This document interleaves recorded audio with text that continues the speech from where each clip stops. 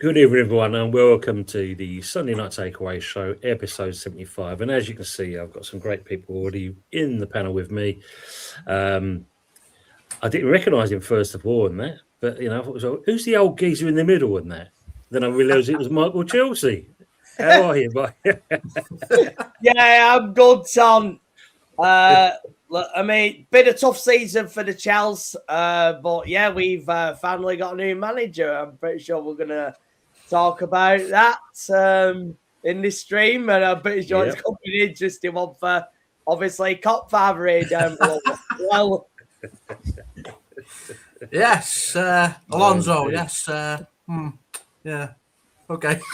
Well, we're following that. Good evening, Cop Father. How do you feel about your manager or lack of manager? What? We haven't got a manager. We just got a guy in charge. We just got a guy who just picks the team and does nothing else. That's what we've got. Oh, man. All right, guys. How's everyone? Yeah, all good. Yeah, well, I'll just let you know, this is plain water. There's nothing else in this. Oh, we can't even see it. We can't even see it. So it's just that's good. That's there you go. Just to make sure it's decent as it is. So water or tears? I know your Sunday's been definitely of tears. I've been doing that since the kickoff, mate. Fuzzy, welcome return. How are you? I'm doing good. A few changes in personal life and all that, and getting used to new work environment. But enjoying things so far, and football seems to be treating me nicely. It's treating me nicely. My hairline's not receding nearly as fast as it was when I was covering Manchester United frivolously. And third place locked in, guaranteed this season with a win over Forests. So Casemiro's gone. Gave literally a couple lines for his farewell speech. No big talk. Just like, oh, cheers, guys. Thanks for everything. You guys are the best. I'm out. just did. Well, I think he took more time actually walking off the pitch than he did actually saying those words, Fuzzy. I mean, Jesus Christ, him coming off the pitch and the substitution. It's like in wrestling when they spend about like an hour doing the entrances, but then the match lasts about 5 minutes. You know? What was that all about? Oh my days! And Jez, evening, welcome back on again. How are you, mate? Everything all good? Yeah, it's been a different weekend. First yesterday and today, 2 car shows. Took the old car out, and a bit of a weird one yesterday. I've never sat in a field on my iPod watching the FA Cup final before. People coming round to talk about the car and all that sort of stuff, and I'm sitting there going, yeah. Watching the FA Cup final, so I left it to the right and talk to people and say, yeah, it's 1994, da-da-da-da-da. Well, I'm just sat there watching the FA Cup final, and I thought, yeah, this is cool. Brilliant. But yeah, we got second in class yesterday, so I was quite happy with that. Brilliant. Well done, mate. Well done. Where was the show of that one yesterday? Farnham. Okay. Is Guildford way, as Fuzzy would know. And yeah, there was 6 Jaguar cars there yesterday. And the one that won it deservedly won it. It was a 1967 Series 2 E-Type, immaculate. I mean, you could eat your bloody dinner off that engine. Mm-hmm. This guy, he's fucking amazing car, you know. Concourse condition, yes, they say. Mate, and some that car, I swear down, is better than when it came out the factory. Bloody hell. That good. Bloody hell. I had something with like classic motorbikes up on the Gilverhide Street this morning. Loads of like motorbikes, old, new. Somebody rocked up with some Second World War motorcycle with the side compartment in it. Pulled it up, and everyone's watching him. Rocks it out of gear, and massive bang goes off. It was proper banger. But a lot of I forget the name of it. It's like Royal Enfields. Oh yeah. Royal Enfield, yeah. Loads and loads of Royal Enfield motorcycles, all the way up and down the high street. So many different kinds of motorcycles, and a lot of even more questionable outfits. Somebody Aladdin's magic carpet for a suit, and so yeah, interesting thought process. And we put that on in the morning, but yeah, no, it was quite entertaining actually. Somebody thought they could sneak in there with their little Just Eat delivery moped. just sat right in the middle of it. But yeah, I think it's called Distinguished Gentleman's Riding or something. I can't remember the full name of it, but sounds good. A lot of glued-on moustaches as well. Oh yeah, because a lot of the what's the other thing they call steampunk, isn't it? Steampunk that do all that stuff as well, kind of thing. Oh, good. Where was the other show then, Jez, today? Oh, that's a local one. So it's a charity one. It's a pub not far from 5 miles away, and they do it and it's for charity. It's a charity run basically. And what you can do is they come along and they can pay like £2, £3, and you take them out for a drive in your car if they want to. And yeah, 2 or 3 people wanted to have a drive out in it, and it's a fun day. It's not there's no prizes or anything like that. It's just a drive around, and then at the end of the day, about 2 o'clock, you're leaving convoy, and you have a little route through certain villages, and people come. There's a lot of people about today. A lot of people about, and yes, it's good fun one. We've been doing that one now for, well, apart from COVID year, 8 years now, I suppose, something like that. Yes, it's good fun. I mean, there's some unbelievable cars there today, unbelievable. Yeah, I mean, there's a star of the show. It was my dream car as a kid. It was a Ferrari 512 BB. Like £500,000 worth of car, and I thought, wow. So I actually said to the guy, I said to him, I said, can I have a drive in your, just take me for driving your car? He said, of course. And I went for driving it, and I was like, wow, wow, this is something different. I've seen a couple in my life, but I've never actually been in one, and so that made my day. That's for sure. Top nice bloke as well, actually. Absolutely lovely, lovely man. Nice, yeah. But they're not bad. The old classic car mob, are they? Sorry, the classic car mob. Not bad. Not a bad bunch. No, I mean, it's like your one. I didn't know you had a classic, and I looked at your picky, and that's a beauty you got there. And yeah, it's a fun day out, and you get all different types of people, and and you get the what I call the rivet counters. I had a bloke yesterday. He's an elderly chap, older than me. I'm old.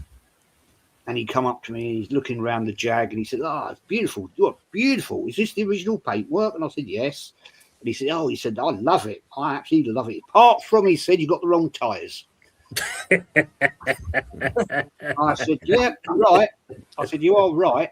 I said, "But if you've got £250 a corner to have the original Pirelli P600s on them, which you could like hen's teeth to get hold of anyway." I said, "If you want to give me that much, £1,000, that would be 1,250 for the 5, including the spare."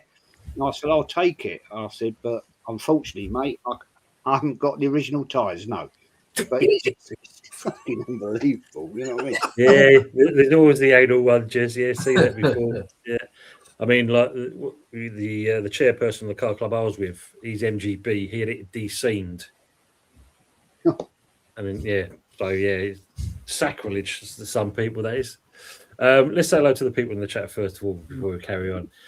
Big up, saying big up to yourself as well. Daz, good evening as well, Tony and everyone. And look at this. There you are, Jez. Look, Gracie, mate. Hello, she's saying. How are we doing, Gracie? Good to see you as well. Good old Darren. Next year, by the way. Is she? Yeah, yeah. Oh, superb. Bloody hell. That just shows, doesn't it, how many years. Darren saying, up the irons, keep the faith. Always are going to do that, Darren, at least till the end of the season. Brendan saying, evening, Tom panel. Bloody hell. Michael Chelsea, look at Big up, Brandon. Arsenal Mate saying, Fuzzy is back. Ain't changing a bit. Benjamin Button, he's calling you. Look at that.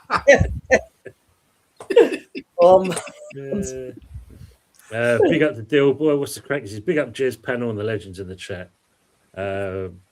Evening to Digital Anarchy. He said, I hate the cost of food in supermarkets. Yeah, it's all rising. Mr. Pads, good evening as well. Big up Jez. Am I right in assuming that West Ham now need to win the next game while Spurs must lose their next two in order for West Ham to stay up? Yeah. Spurs even getting a draw rules West Ham out. Absolutely correct. It is. Yeah. They need to lose both. We need to win that game now, and it'll be one solitary point. Which I said, a team that could do it. It would be Spurs. It would be Spursy. So keep the faith. Yeah. I mean, obviously, we're now relying on the game on Tuesday now. Yeah. Welcome back, Lone Star. Plain water after that loss. Yeah, don't forget, we finished about we finished about 1:45 Lone Star. I've had about 45 minutes to drink the rest of what I needed to. Water's just kind of smoothing it down. Del Boy saying it the likes people, absolutely. Arsenal Nick saying, yeah, that's plain water for sure. Welcome back, Chris. Chelsea, Arsenal, Liverpool. If Fuzzy is Palace, I'm off. No, he's Man United, Chris. You're all right, mate. You've got no fear. The honorary Palace for you, if you'd like. He's my biggest rival. Good evening after Bushby, as he says. Great season, bloody brilliant season for Leeds United. Yeah, they've done really well. Leeds lost 4 games in 21. 2 against Man United, Manchester, 1 against Arsenal. So, look, that's not bad at all for them, is it? I mean, at the end of the day, they've got themselves out of it, and we are where we are because of where we are. Darren saying, correct, Mr. Pads, Spurs need a point to stay up from 2 games, and if they don't, West Ham must win to avoid the drop. It is all maths now, don't we? Arthur Bushby also says Manchester City were lucky against Leeds away. It was? Yeah. 2-0 down, lost 3-2 in the 98th minute. Yeah. Daniel Farker, Leeds, we love you. And considering they was going to sack that man last season, it's a great turnaround for him. One Daniel Farker singing song, Walking in Farker, Wonderland Leeds. Oh, no. He's enjoying. Arthur says Sunderland could get Europa. That would be an achievement and a half. Brighton and Brentford got difficult opposition. I mean, they've had a great season. Let's not, beat around the bush here. If Sunderland win the Europa League, then the Europa League needs to be looked at. I'm sorry, but it does need to be looked at. If they win it, I'm sorry, but you've got to look at that Europa League at that point. What is going on? You've got Aston Villa in the final. Well, when I did the show last night for our game, considering now we could possibly have 9 teams that can qualify for, Champions League. And when I was reading about it on the show, if you watch the video, go and have a look at the stream, because I was confused as anything. If you listen to it and you read it yourself, you will be as well. Because it's all, again, if this does this, it'll be another spot. If that one does that, that does that. Mate, confusing as anything. Get 9 Champions League qualifications. Because you've got Palace going for the Conference League final, if I'm not mistaken. That Palace going for the Conference League final as well. Yeah. That puts them in Europa. Imagine if that. Aston Villa win Europa, they go into the Champions League. And because they've already qualified for the Champions League, it has to go down to another spot. Well, imagine that. You got in 5 league positions. If you ended up with 9 placements for a Champions League qualification, Chelsea would still finish 10th. So, yes. if they made it 19 qualification spots for Champions League, Chelsea would finish 20th. True. In all seriousness, though, does this table make any sense to anyone looking at the league table? It's one of the weirdest looking league tables I've ever seen. How in the world can a team who's lost 12 times be that high up the league? How is that even possible? We've lost 12 times, and we might even get a Champions League. How is that even possible? It baffles me. The thing with that, Godfather, if you do kind of get that. I mean, with him in charge at the moment, it might be short-lived. That's all I'm saying. He's doing what he's doing. Dave, good evening, mate. Old school gun, all right, lads. Good to see you, Dave. It's been too long, mate. Hope you're living life out in Switzerland. It's going very well. Lone Star saying Leeds conceded 9 goals in 2 games against the Arsenal. Oh. Big up to Aussie Ange. Panel, Spurs are safe. More than likely it could be, but it's still maths at Aussie Ange. But thank you for coming in, mate. Do appreciate it as always. And thank you, Dave, as well. Best luck with the stream. Thank you. Dilboy saying big up Darren. Some turnout yesterday. Arthur Bushby saying, so what? Played Arsenal's second game. Pity didn't have Arsenal next week. Whip these asses. He's loving it. They just spec me to Dirty Lee's Lone Star saying, wow. Dilboy saying, my favourite car is the Ford Escort Mark II. Yeah, my dad loves that car. Yeah, I Nice car. Is this Top Gear? I like my cars, Chris. I will talk about them. I do like them. It's probably better than Top Gear. Yeah.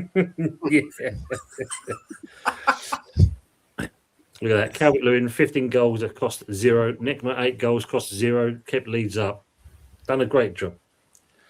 Both worth combined £50 million. Big up Elzino. Big up everybody in the chat. Big up to yourself as well.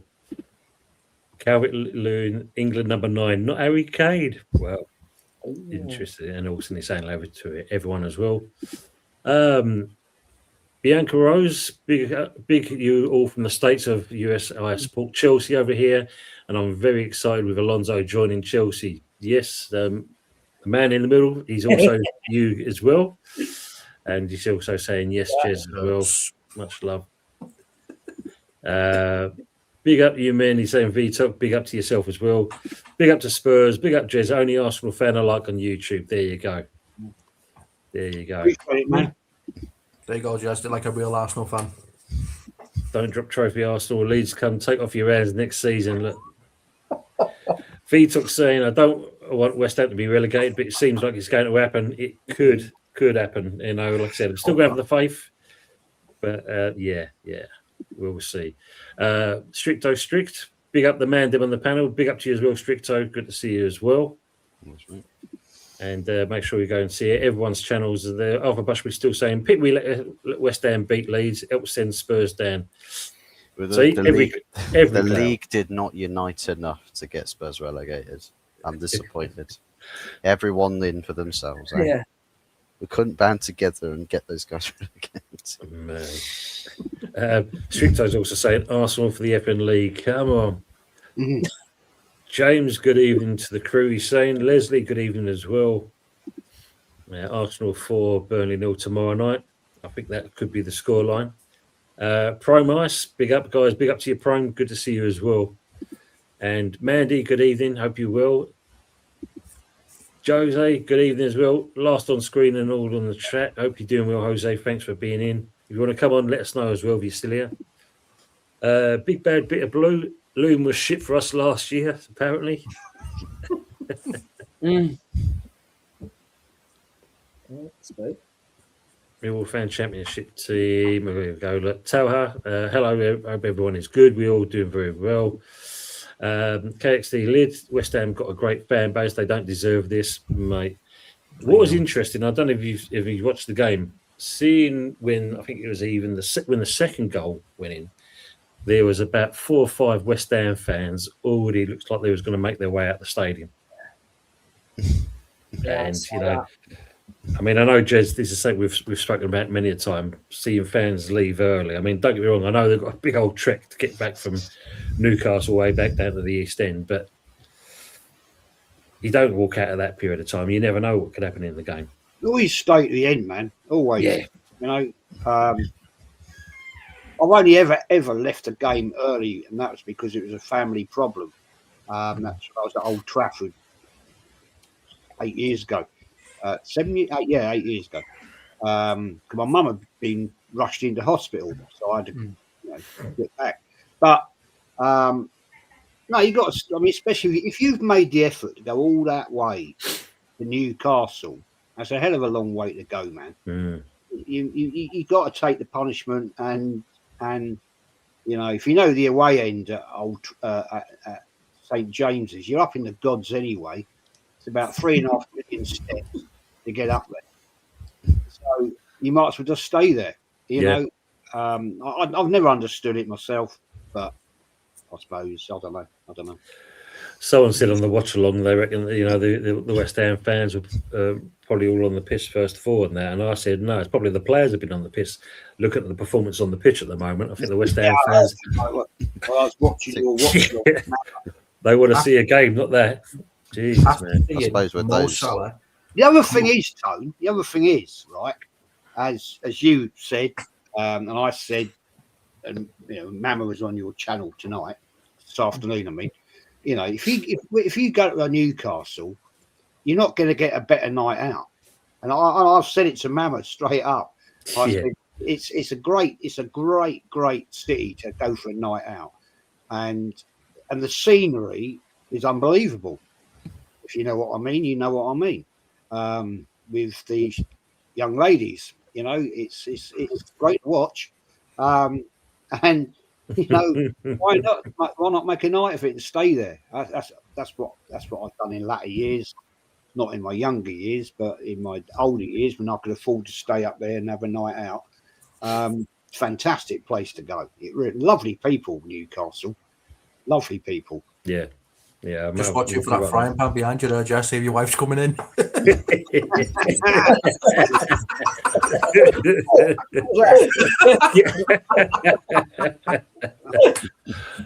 Yes, we are. Well done, Chris is saying to him.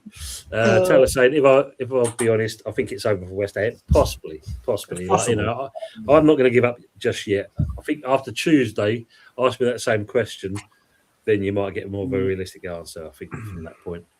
Jan Boy, good evening as well. He says, big up the panel and Jezza from Top Boy. Jan Boy. 786, I'm Lee's one again. Well done, mate. Big up to the chat as well.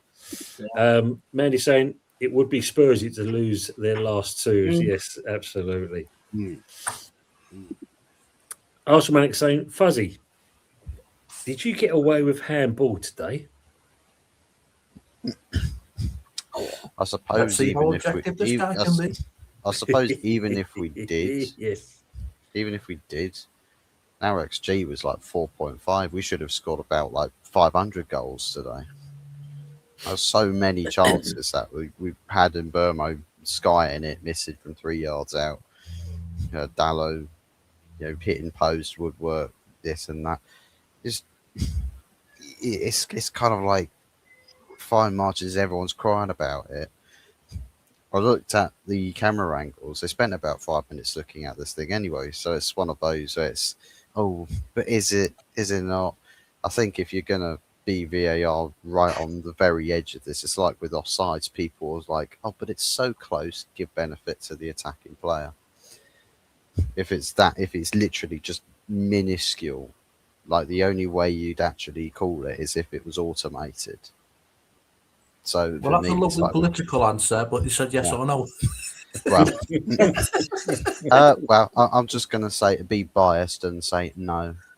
Hold that, everyone else who's crying about it. And what about the double handball against Liverpool? Hold that again. There we go. See, that's what I want. I want you to stand on it. That's what I want for us. Stand on it, lad. Stand on it. Be sure. Even then, let's just get rid of VAR because everyone's getting pissed off with it. Even the pundits are having enough of it. It's so boring. Same thing over and over again. I mean, the thing is, when you look at this one, obviously you got Stockley Park saying, like, it's no goal. You should chalk this one off. But he's overruled them. But if you look at certain kind of clippets and this and the other, and that, you can see there's clear handball going on. But other days you don't get away with it. Today you do, and it's again.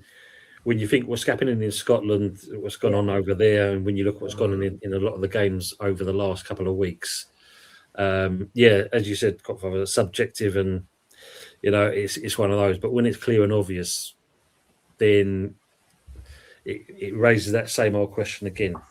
What should change? Is it the actual, the system itself? Should it be the officials? Should we have a better governing body that comes in to keep an eye on this? Because if this is happening now, come to the end of the season, what are we going to expect for? Well, maybe you guys might expect next season. Depends on where we are. But what happens for next season? Because that is going to be interesting. Because if this is the trend now, surely that's going to carry on into the next season. Yeah, well, but doesn't it just make the referees look even worse when they have got the technology? They still can't get the rules right. So that makes me wonder: do you even know the rules in the first place? The rules change, don't they? I thought that's how it worked in 2026. Who knows? they get who can't see it on the naked eye, also can't see it with all loads of different angles. Then you're incompetent either way. Whether you're on the pitch or in the room, you're incompetent both ways, then, aren't you? Well, yeah, because I think I've just seen a clip here. I'm just watching, some of the replays of some of the games. I think it's the Brentford Palace game, and I think there's a penalty decision gets given there. And from the angle you're watching the camera, you can see the players already going down at this stage before contact is even made, and yet they still allow the penalty. So when you look at that, that's another one subjective. But this is, I think, the question of VAR and stuff like that, I think we can all agree this is something you could do a stream and it will go on for a week, I do believe, until you get the correct formula right, because what's going on at the moment is not good for any team. Are they just what I reckon they do, right, is they gather together on Thursday night or Friday morning, and they all gather in a big boardroom meeting, and they get out the laptop, their boss, their big boss, the laptop, and they get Grok open, and they say, right, Grok, AI, write the Premier League officiating rules and standards for this particular weekend, and that's going to be the rule sheet we go off of. And then they're like, oh, that's a fantastic idea. Great. So then they roll with that for a week, and then they do the same thing next week. Because it's AI, it's going to slightly deviate its answers from week to week. True. There is that. Yeah, it's... We're being officiated. Football's being taken over by Grok, guys. Watch out. Grok's coming for you. It's going to start filling your seats as well. AI is coming to a pitch near you. I mean, just make it like the Thunderdome. WWE Thunderdome. Just get screens instead of seats and put your face up on there. You might as well. I mean, Cop 5. It's going to be the new Stretford End, this. I watched your game yesterday, and there was a situation between McAllister and Buendia, where McAllister grabs hold of the shirt, and he literally just brings it up to here. I saw it. And you'd think that McAllister had been at the halfway line and run all the way over, and then kind of pole drived him in the neck. I mean, the way he went down, like, theatrically, it's things like this that I've, and I'll ask this to Fuzzy, Jez, and Oshi, to Michael. These things needs to be stamped out, because we're seeing it way too often. And I did not like it. I hated it. Every second of it, I hated that. And for me, it's the players actually kind of look at themselves and watch afterwards and think to yourself, I made myself look all right. See you next Tuesday there by doing what I did. Yeah. But he didn't even give us an advantage, so there was no point to do it. He just looked at it. And that's the thing. The grip, and then it's like, mate, are you a man or a mouse? Get up. Football, get up. Man, I don't know. Might have an obsession about touching the blades of grass at Villa Park. It's like, oh, this grass feels real soft. I need a reason to go down there. Yeah. We need to go back to the 90s way of playing some Premier League football. That was some real football. You just get Keane on the other team, and he'll go through. Just tell Roy Keane that right there is Erling Haaland's dad. Yeah. let him know how you feel. Roy Keane is covering that pitch in record time, and he's going straight through. No way, Jose. No way. So I thought I'll ask the question anyway. I've seen you, but I've just seen this now. Good evening, Stacey, the mum overlord. She says, don't listen to Arthur. He chats absolute waffles. And he says, West Ham let England down. Yeah, we won the World Cup. Taylor says, I don't see the point of leaving early because you made the journey London, Newcastle. Yeah, I mean, as Jess said, I mean, that's a trek and a half, isn't it? You're not It's a trek and a half getting from your seat to the exit as well. They probably got out the turnstiles as the final whistle went for those that left in the 20th minute. They're like, what's going on here? Yeah, I mean, you know, you're a fan at the end of the day. Win or lose, draw, you're there. You should be there for the whole lot. Yeah, 100%. You've paid all your money for that experience. So, you know, the good and the bad times. We've all been there. We've all seen our clubs have good times, and definitely we've seen them have bad times. But I wouldn't, like you, Jess. 30 steps to get up there. So it's like you need an oxygen mask when you get to the top. Well, I would now, at my age. You know what I mean? Yeah. You know, Do you not have lifts in there? and then you get there, and then you think, fucking hell, it's easier walking down than going up. But if you're there, you're there. So stay there. You know what I mean? Exactly it. I mean, I know Upton Park. I mean, I remember when they built the Bobby Moore, the Trent Brookings stand. I mean, when you went up to the top tier in there, because it was so compact in certain respects. When you was walking down, you thought, "Fuck! If I trip over here, mate, I'm going over the other side," because it was that kind of slanted. It's like, you know, there's going to be a screen to protect you if you was going to go. But yeah, when you look at that, I mean, even the London Stadium, when you look at, you know, our background here, where you see them top lights there, how far you are up there is unbelievable. Where you've got to get to, and unfortunately, you know, Fuzzy, you're saying about lifts. No, mate. Would you believe this? Yeah, with the London Stadium, you've got a disabled area. Yeah, if you bring a mobility scooter in, where you are there, you've got to go to the other side of the stadium to leave your mobility scooter there, and then you've got to make your way all the way back to that disabled area. There's no other place they've got for it. The whole stadium's a disability in that case. Yeah. I mean, it's like somebody gets left on a train it's like, hold on, I booked to get help to get off this train here. You get your mobility scooter around to the other side of the stadium, you're like, is someone going to help me? Like, how am I going to get all the way over there again? Walk. Wow. And that's the thing, isn't it? I mean, at the end of the day, in that, you know, if someone's that kind of disabled, you can't expect them to leave the thing from one end to the other and then come all the way around. No. In this day and age, you're telling me that we've not got that in place here at the London Stadium. I mean, that in itself is, well, that sums up the whole place basically for me. That's shocking, Tom. Just madness.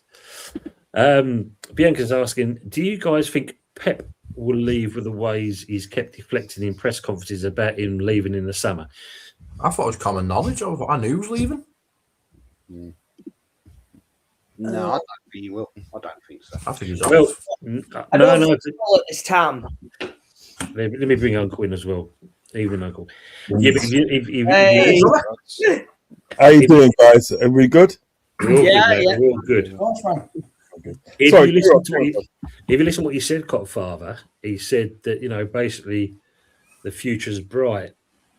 So is that cryptic? Is he staying on for another year? I literally said this right at the beginning of the season, that this is Pep's last season. Rods will back me up there. Yeah, he did. But listen, after he won the FA Cup yesterday, his words said possibly, you never know. You know what it is? You know, yes, Copvar did say that, but there's always a thing with Pep Guardiola. He's got a taste for success. Do you know what I mean? Now, what he's actually done with that team, which is very good, he's actually literally rebuilt that team. Do you know what I mean? Over 3 transfer windows, he's rebuilt it. So, to me, it'll be hard to walk away from that. What he's actually rebuilt. Do you know what I mean? It'd be really hard to walk away from it. So, if he ends up don't leaving, I can understand him not leaving, because it's going to be very hard. I mean, if I was a manager and I built a team like that over 3 windows in there, I'd be like, maybe I can do another year or 2. Do you know what I mean? Yeah. You know, and see what, you know what I'm saying? It's just like I don't know. It's like, all right, if you built, so like you built your house, you build a house, yeah, you build a house for yourself. You know what I mean? You know, you put an extension on it. You're not exactly going to leave, are you? You're going to think, I'll stay a bit more longer, mate. You know what I mean? Yeah, Enjoy it. Try and enjoy it. Yeah, do you know what I'm saying? How do you make more money out of it? No, but I think that's what it is. He wants to stay on to enjoy the moment, to say like, look, I built a team, and I've won the League Cup, I won the FA Cup, and I could possibly win the league. You never know. Do you know what I mean? Although obviously Arsenal was in pole position, didn't they? But anything can happen. Do you know what I'm saying? You know. Yeah. And let's say he does win the league. Let's say, for instance, in an argument's sake, he does win the league. You can't expect him to walk away from that, can you? But it's the Harvey Dent situation, isn't it? You either die a hero or live long enough to see yourself become the villain. Yeah, it's true. It's true. But at the moment, he's a hero. For that. That has happened so many times throughout football. Yeah, you always quit while you're at the top, but at the moment, he's a hero at the moment. Yeah, you die a hero, or you live long enough to see yourself become the villain. But don't you think at the end of the day, Pep Guardiola would always be a hero at Man City? Because, not being funny, before Pep Guardiola got there, they weren't really doing much. All right, they won a league under Mancini. They won the league under Mancini, and I think they won the league. Didn't they win the league under Pellegrino? That Pellegrino guy. Pellegrini. Yeah. Pellegrini, yeah. I think they did, yeah. Yeah, right. So really, but they haven't really had success like this since Pep Guardiola's come. Do you know what I mean? So I think no matter what he does, as long as it's not too bad, you know what I mean, he would always be seen as a hero. I think for the man. You was doing all right, Uncle, until you mentioned that man named Pellegrini and that. You know, you can sort off now because of that. Oh, he's with you, isn't he? He was with you. Sorry, mate. Yeah. Sorry, Jez, you were going to say. Lopetegui. He's playing the bubbles with you. I'm just putting it in there I'm just putting it in there. Where would he go, Pep? Where would he leave? Where would he go to? That's a good shout. Good shout. Before we do that, though, there was a squeak, and obviously Brendan's saying, "Is that a squeaky door or Jez's wife creaking knees?" Yeah, it's probably a news, mate. Oh, Steady on, that's a bit strong. Well, she's knocking on a bit now. You know what I mean? that frying pan is close to Jez. No, she's not here tonight, so I'll get you'll be right. You get away. That's why you said that earlier. I knew it. You were. Yes, you're no good. You're no good. You're waiting to get back there and start giving it to her. I swear down, mate. I swear down. I would never say that if she was in the house. I swear. I would be buried in the garden. So no Les Dawson jokes. Do you remember? Did anybody remember Les Dawson? Yeah. He was quality, wasn't he? With his mother-in-law jokes. When he did when he used to do the lady, what was it? The two ladies. Oh, the two ladies. Yeah. And that's what Les Normals are like. The Normals like, because what they would do, they would say like a sentence, but if the ending of the sentence was risky, they would just mouth it. They wouldn't actually say it. They would just mouth it, mouth the rest of it. Do you know what I mean? He used to go like that, didn't he? He'd go. That's right, that's true. Yeah, he used to do that. Where would Pep go? That's a good shout. Where would he go? Who's available? Yeah. I still think he's got to do another year yet. I mean, he's got to bring in a defensive midfielder as well, because Rodri can't play 90 minutes. Bernardo Silva is leaving as well. Mm-hmm. So I think the defensive midfielder in there, I think, for next season.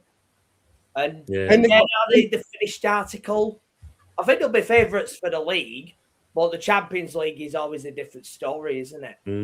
It's true.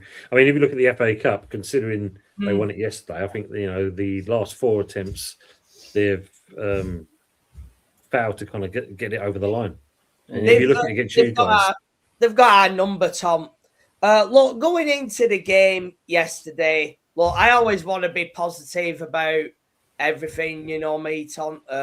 Obviously, all things Chelsea. It's been difficult in recent times. I mean, the only win that we've had was against Leeds, and that was in the semi-final. Our league form is terrible. We've got an interim manager who's I think he's doing his best. Callum's coming in doing a difficult job. I mean, there's not a lot of great feeling about the club at this moment in time. It's the season hasn't gone the way we've hoped. We've got players that are out of their depth, that are not at the level of what Chelsea should be doing, especially 4 years into this project of this ownership now, and we're just not seeing it at this moment, Tom. Look, it's big getting Xabi Alonso. I mean, that is massive. I think for us, I do have concerns about Xabi Alonso, about how he was at Real Madrid. That's a bit of a worry for me, Tom. You know, big club, big attitudes, big players, and then he just upped and ran. That's a bit of a worry for me. But I mean, I get the feeling he was sacked because it is Real Madrid. Real Madrid have got that demand. I mean, if you don't play a certain style of football, you know, that attractive football, they get rid of you, don't they? Well, the fans, the white handkerchiefs come out. Yeah, the fans, the white handkerchiefs come out, though. As soon as they come out, you're done. Yeah. Fact, they seem to dictate in that. And then you've got to think, when you look at their ownership, the amount of people they've got in that side of things, that's where the problem is. You know, don't be wrong. Chelsea are, you know, not far behind with the amount of people they've got with the blue coat kind of thing. You know, you're not that far behind them. But and we're maybe this is by a Tom as well. Yeah, it was that. I think the main thing is, at least Alonso knows the Premier League. He does, yeah.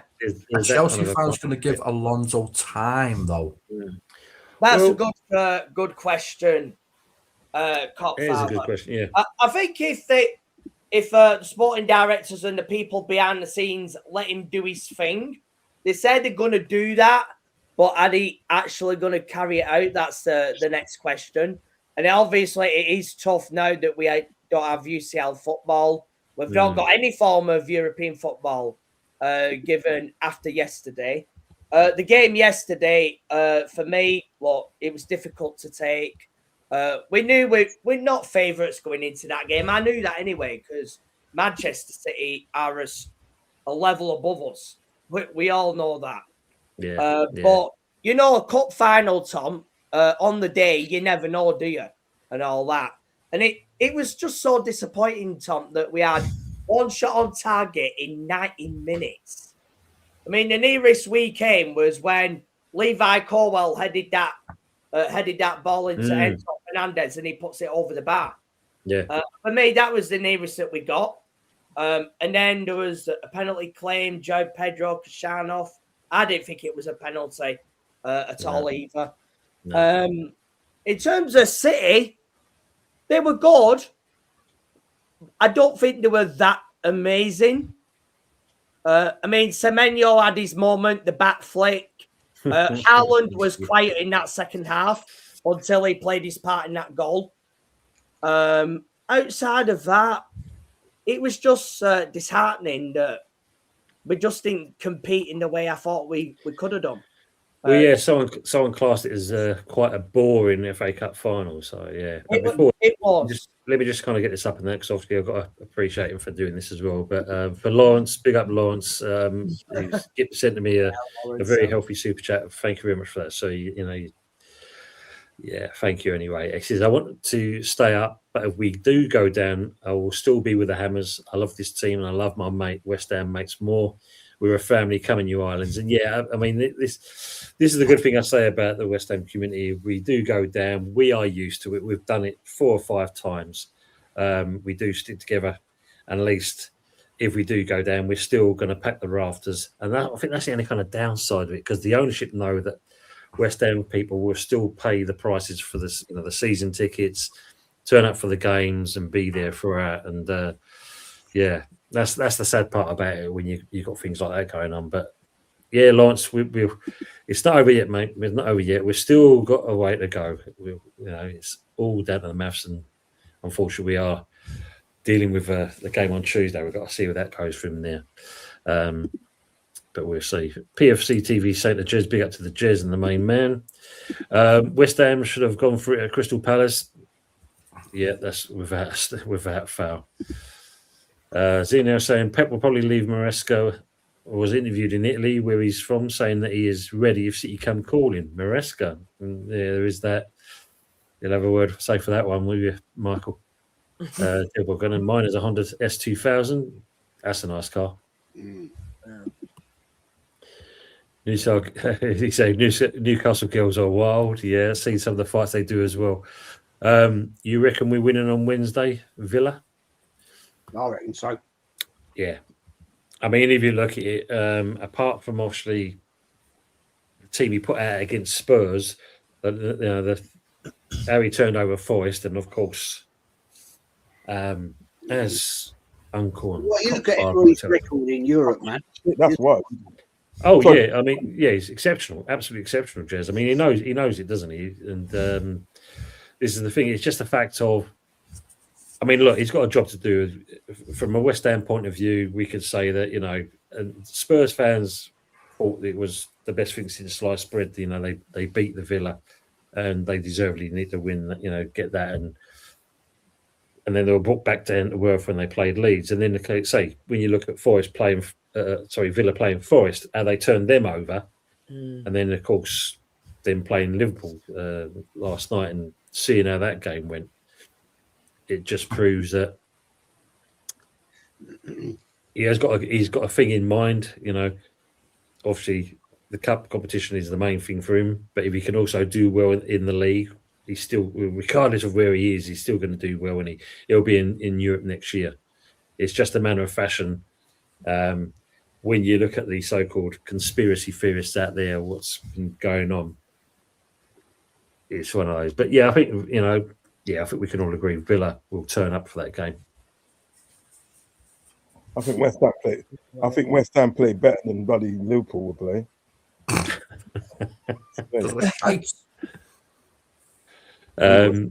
Absolutely rubbish. Stricto saying Newcastle accents on the girls are top. I can't lie. Yes, they are. The word they're saying. Yes. Like last, I'm going back a bit in time now. Last time I went to Newcastle, which is a while back now, but I remember we were in this bar and Arsenal won, I think 2-1 or something like that. And we had a great time. Got chatting to these girls, and they were like really, really fun. Couldn't understand what they're fucking saying. Like, what? And I was like, we were chatting these Newcastle fans, actually, really nice guys. And I said, what are they saying? They're asking where you're from. Like, right. Where you from, like? I can't do a Newcastle accent, but it was like, Get me a translator. I was like, what the fuck are you talking about? I put them on the same part as a Scouse girl. They're up here, both of them extremely annoying. And we weren't. We weren't on the. All of us that were there. I think there's 6 of us. We were all married. We're not on the pool, right? And that's not our thing. But these young girls were just chatting to us, and we're like, "What the fuck are they talking about?" I can imagine Jez. Yeah, I literally can imagine Jez in a conversation, looking at him, go, "The fuck are you on about?" He would have said that as well. I'll tell you the funniest one, right? Before I shut up, I said on your show earlier. So there's a place in Newcastle called Jesmond, right? And that's where we were staying in a B&B type place, lovely place. And there was so after the game we went in and we made our way back there, and we decided, let's go for a curry. And so we found this curry house, and I swear down, one of the best curries I've ever had in my life. But I'll tell you the funniest thing in the world, right? When we've got in there, right, and we've said, this fella, can we have a table for 6 or whatever it was? And the waiter come over, lovely young lady, Indian, Pakistani lady, and And we were sat there, and she starts speaking to us in the fucking Geordie accent. I'm like, you know, here, and I'm like, no, I'm not being racist or anything like that. What to make it, I am, right? And I was like, she was probably about, I don't know, 20 something. Like that. Really nice girl, and we're all sat there going, right. Well, I'll have don't expect it. No, I Why, think. I like you. I mean, you know, come on. I mean, I'm not having. Yeah. I get that. It's different. It's like, you know, it's like going to like Jamaica, yeah, and like go to a restaurant and getting like a white guy coming at you speaking in Jamaican accent. Do you know what I mean? You think, what the fuck? You before. But it can happen. It can happen. Yeah. You have got a lot of white Jamaicans in Jamaica. Do you know what I mean? And obviously other nationalities as well, Chinese and Japanese and so forth. You know what I mean? But it's like that. It's a culture shock. So I didn't expect that. You know what I mean? But in Newcastle, they have got a lot of Arabs in Newcastle. They've had them, and they've had them for years, like long time. I'm talking about hundreds of years. They've had a lot of Arab people up there. You know what I mean? You know. I must admit, Uncle, you're just throwing a seed in my head in that. I'm just trying to think of a Chinese man speaking Yardi kind of thing. Listen, I went to Jamaica. Last time I went to Jamaica was 2017, and I went to downtown Kingston, which is like the equivalent of London. It just looks just like London and that. Do you know what I mean? So hot down there. It's hot. Well, it's not London, then that's for sure. Oh yeah. There is that. But I went down there and you got all these shops and stuff, and buy clothes and all this stuff. And you got like, you know, Chinese people that actually own these stores and stuff. Right. And then when you speak to them, they're speaking to you in the broadest Jamaican accent you can ever. You know what I mean? And they're not actually putting it on. That's just how they talk. You know what I mean? You understand? Yeah. It does happen. You know what I mean? And like I went to a couple of functions out there. I went to a couple of functions out there and stuff. And then, you know, we went to one function on a Wednesday night in Kingston. It's really good. And you got all nationalities of people there. You got Italians, you got Spanish, you got like Polish, you got Japanese, and obviously your black people and that, but it's just all different nationalities, and they all enjoying themselves and stuff. You know what I mean? It's good. Very good. That's good. Good evening to Mama Flossie and that, and if you haven't seen it already, go and watch the watch along me and Mama did together, and that it was a good show. I did see a bit of that, but then my kids started messing up. No, you know that and then they started. Do you know Mama Flossie at the day, right? Yeah, I'm not being funny. When I ever see Mama Flossie's name comes up, she reminds me of a Jamaican woman. Seriously, right? Because in Jamaica, that's what they call like the big woman. Then you know what I mean. So they go like Mama Bless or Mama Angel. Yeah. You know what I mean? You know what I mean? Tone. That's what they do. And so whenever like Mama Flossie comes up, it always reminds me of Jamaica. That's why I put in your thing today. I put in your thing today. Mama Flossie Wagwan. Yeah, I see that. Yeah. I'll tell you jumped on there when I left. Good evening to Soy Sauce MFC. He's going there. Super Millwall. We will see you at the Den. There's a possibility you will do indeed. Good evening, folks. He's saying as well. And I'll see you. We'll see you at the Den. He's saying.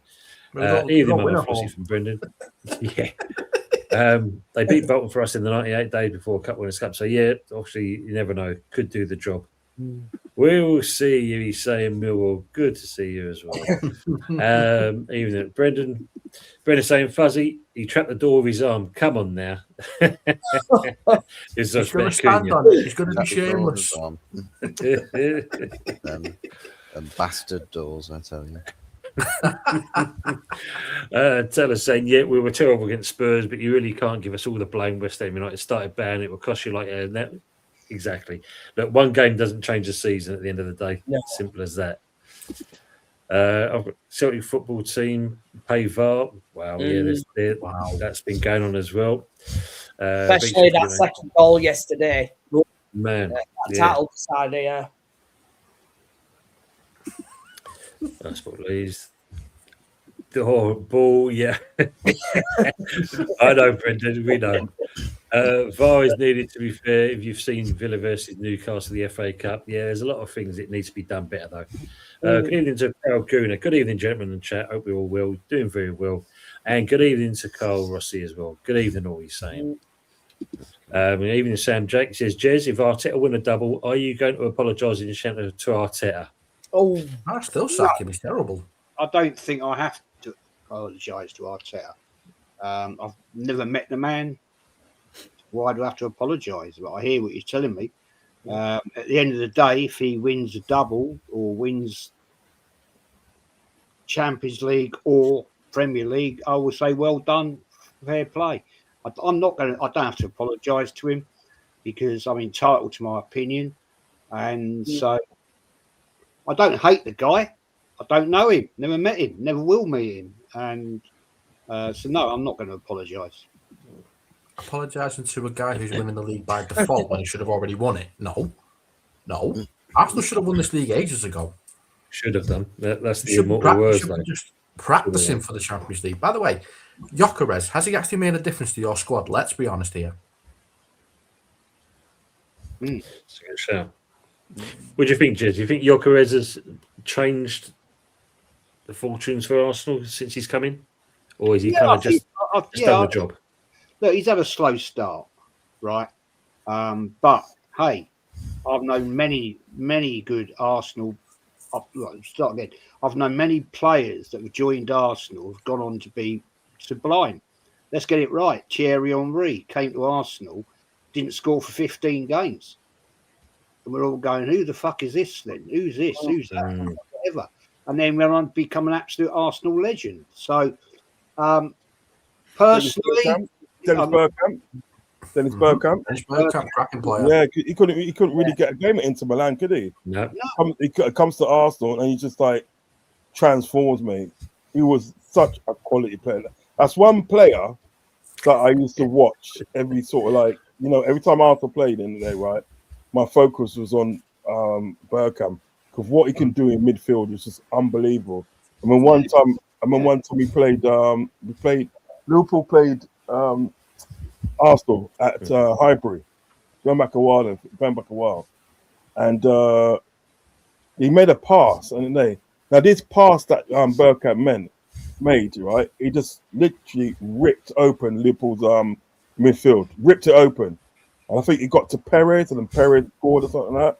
But he's just unbelievable player, really good player. The only thing I'd say about Gyökeres is, personally, I think he has got massive potential, and a lot of people gave up on him. And in recent weeks, when he's banged a few goals in, and this is what annoys me about a lot of the Arsenal fan base, they give up on players way too early.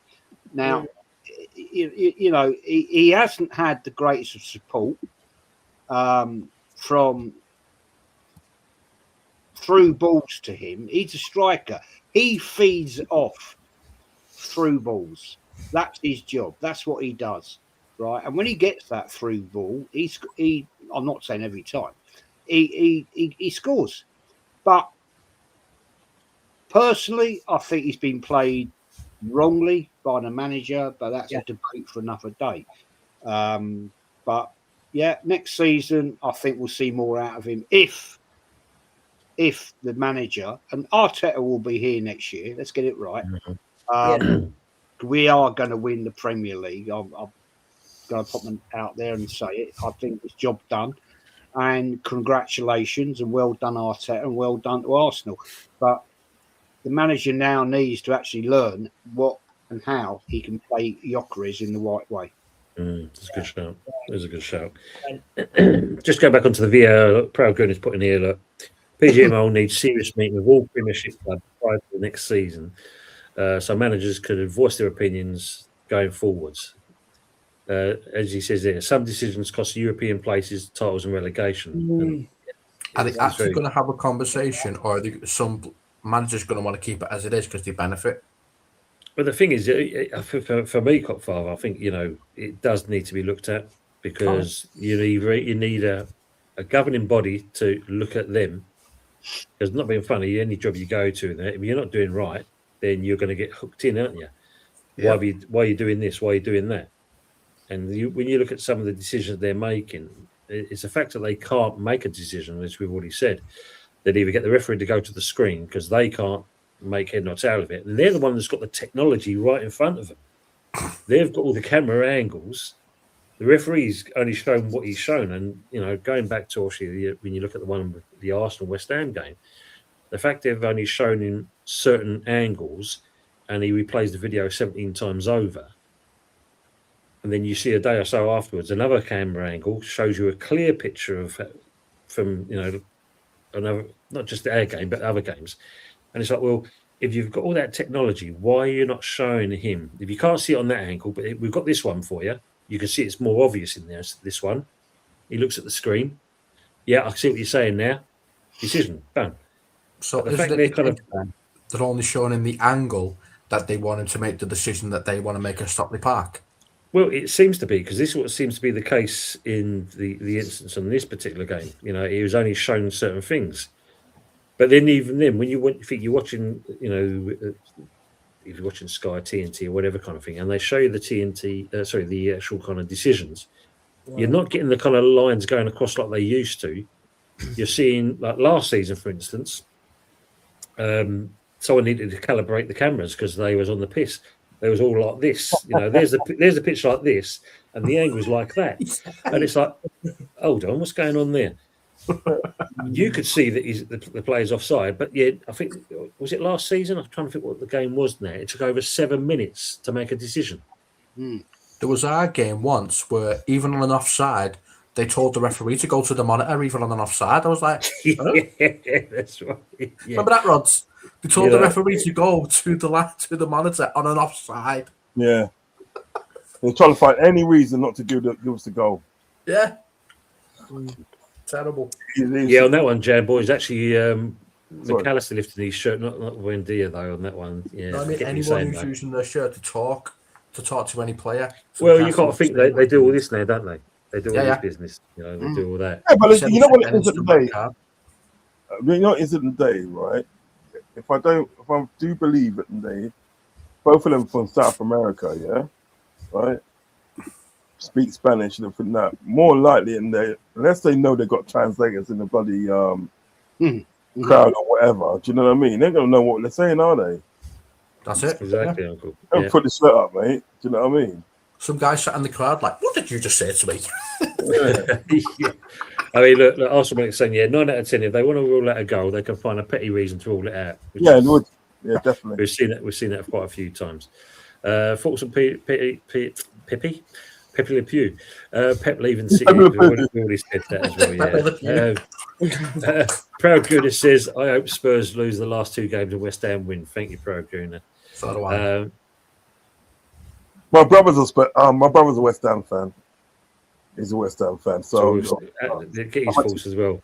Vitox asking, Jez, don't you click Rolexes? Do you seal them by any chance? Because I'm looking to buy one for my girl. She's just graduated. Oh, well done. She's graduated. Good to hear that as well.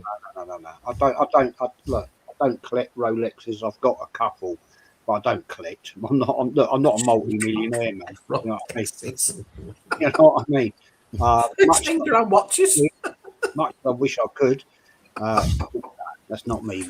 That's not me. Lee Sunderland, Burnley were going down. He once said the fans, pundits, bookies, only Burnley. But well, Sunderland and Leeds, Sunderland have been the one for me though.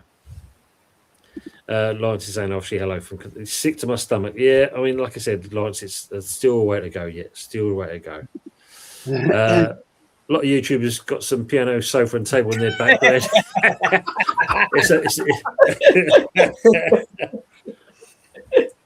Whoever owns that gaff is absolutely minted because he lends that place out to everyone. But he's absolutely minted. They say, What's his move, Dane? At the end, it says, big up, lads. Hope you will. Who's it between Todd and Jez? He looks like Graham Norton.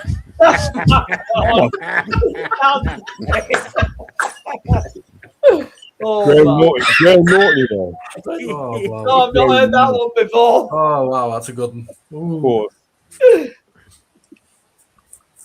Oh, Yeah, look, he's asking. He said, "Just ask the chap in the middle if he can play the piano." Can he play it after the show? No, I can't. Oh man! Going to say no, like the Lords, awful today, but Tatty scored a beauty. I mean, yeah, it's a great goal from Tatty, I must admit. Hope you're doing well with your recovery. Yeah, of course, absolutely. Let's hope everything's all right with your Lawrence as well. Good to hear that as well. You say I can see the message. Big up to Guna Rican TV. Big up Tony in the chat. Good show you did with Darkside before. Liverpool were finished apparently. You're telling us. Chris Bannon said, I remember Charlton's all grand. You needed an oxygen mask if you stood at the top. That's the night Chelsea set fire to the Bloody hell, man. I know there's rivalry, but Jesus. Brilliant. Good to hear that as well, Lance. Absolutely good to hear that. A message here as well. Good evening to Stephen Gilchrist. He says, big up West Ham crew and Jez. I'm so pissed off the Spurs are still here next season. Not looking good for you, Hammers, unfortunately. It's still maths. Still maths. It's all on us now, Taunt, on Tuesday. It is indeed, mate. It is indeed. You've got to do the job now, they're saying. Yeah. Hendon, good to see you as well. Good evening, Jez, Tony, and all the panel guests and all that's watching as well. And yeah, Stacey's asking to Lawrence how you're doing as well. Brilliant. Arthur Bushby is definitely one. Liverpool playing on screen. Do you think players still affected by Jota? By the death of Jota? No. The fans are still singing about him in the stadium at 20 minutes. No, it is. I think it comes to a certain time and you have to sort of like put it behind you. It's still going to be in your heart, but just put it behind you and deal with the matter at hand. Do you know what I mean? You can't. What I see from sort of like some of these pundits and some of these fans, they're using Jota as an excuse, and I find that disrespectful. That's disrespectful to Jota's memory, and it's disrespectful to his family. Do you know what I mean? Mm-hmm. It's always going to be in your heart, but do the job at heart. And did anyone here actually see the round the table that the slot Billy Hogan and Hughes did? Because on there they actually mentioned Jota's death as a reason why Liverpool might not be performing like they can. Yes. I don't rate that. I don't like that. Don't do that. Don't do that. It's disrespectful. That is so disrespectful to Jota's memory. Seriously. Yeah, you honour the person, don't you? At the end of the day, but you don't kind of, have it latched onto your ankle like a ball and chain. At the end of the day. You're right. You're right. Yeah. Proud going to say, Jez, I think Pep has a sniff of the 115 charges. To be honest, as apparently it's June the 26th, 2026, where they are making the verdict. So they won't go down with a sinking ship. I mean, do we feel anything's going to happen on this? No. Yeah, they're saying a 60-point deduction, but not all at once. 20 points next season, so blah, blah, blah, blah. That's what they're saying. Who knows? I don't think I'd rather have their honours anyway. Now. Yeah. We're talking, 5 years ago? Something like that? 4 years ago now? If it's going to be done, it would have been done. I don't think anything's going to happen on this at all. And even Proud Guna, I hear you. Great comment, but I don't think that's going to affect anything in Pep's calendar. If Man City got a massive fine, it's not his money. He ain't going to give a shit, is he? No. So at the end of the day, even if it came to the point of, let's say, the inquiry said, right, next season, Man City, you've got a 10-point deduction to start the season with, he ain't going to worry about that because, might mean they're going to struggle to win the league, but they're still in all the cups. Yeah. Because it hasn't affected them so far, is it? It hasn't affected them so far. No. Doesn't it might be concerning that his image might get affected because he's associated with a team that's been branded as cheaters and he's the manager? Won't that affect him mentally? No, I don't think it will do. He's too strong a character, I think, for that. He ain't going to give a shit, is he? At the end of the day, right, 20 trophies deep that they've won. he'll go again, and he'll just say, "Okay, you know, whatever." Look, these people are in a different walk of life that we are, and you know, they're not going to give a shit about that. I mean, we could all sit here and slag off Pep Guardiola and Arteta and all that, and they're never going to hear about it. They don't give a shit. If you're earning that sort of money a year, 15 million quid, right? Would you give a shit what somebody called you a wanker? No, that's different. Yeah, what am I? Well, Tell me again. Are you really bank check? Really going to get upset? Yeah, exactly, Fuzzy. Because at the end of the day, you know, the amount of abuse I get and all you gents on YouTube, do I give a shit? No, and I don't get 15 million pound a year. So at the end of the day, they don't. They're in a far better position than I will ever be, and they're not going to give a damn about it. They're just going to say, yeah, okay, whatever. Move on. Very true. Well, the other day I got told to support my local team, and I went, I'm from Widnes. My local team would be Liverpool, so I support my local team, but thank you for asking. There you go. Remember, Rods? Yeah, I do. Yeah. I don't like that, you know, because the things about support your local team. I do. I mean, you know what it is? If you want to really go by that logic, right, you can only support your local team. Well, then you should go by the logic that only people local can play for your club. Do you know what I mean? Yeah. And then furthermore, only people local that can own your club. Yeah. Furthermore, that only people local that can manage your club. Let's just make it all local and see how far you get there. Good point. Put that forward, Uncle. The next PGMO, Premier League, FA, FIFA, Europa. Bring that all in. Imagine that. That would definitely mix it up. Big up to Suge, and he's giving a super chat as well. Big up to Tony Pan on the chat. Hit the likes and sub. Thank you very much, Suge. Appreciate it as well. And also, there's a new member in Jim Arsenal, but Neapolitan fan. Good to see you, Jim. Who's become a YouTube member as well. Big up to you as well. Top guy, Jim. He's a lovely guy. Lovely guy. Yeah, seen him on your show, Jez, quite a few times now. Yeah, he's a good guy. Really, really good content, mate. Let me. Where was it? That last message. Good evening, Vindaloo. You lot fucked it today. Yes, we did indeed. We did. Not going to deny that. I'll hold my hands up. Matthew Boss says, I slipped 2 months ago while still being in all 4 comps that Arteta will go trophyless again this season, and he's still standing by that as well. Interesting. And Vindaloo is saying, enjoy Millwall way. No. Lone Star saying, only when Pep leaves will Chitty finally be held accountable for cheating. Dear me. Absolutely. And yeah, look, as Lawrence says here, cancer sucks. I want to promote for everyone to get checked early. It does make a big difference on your survival, and I heartily agree on that. And fair, well said. Yeah. Fun enough, at work we have there's a guy called Errol McKenna.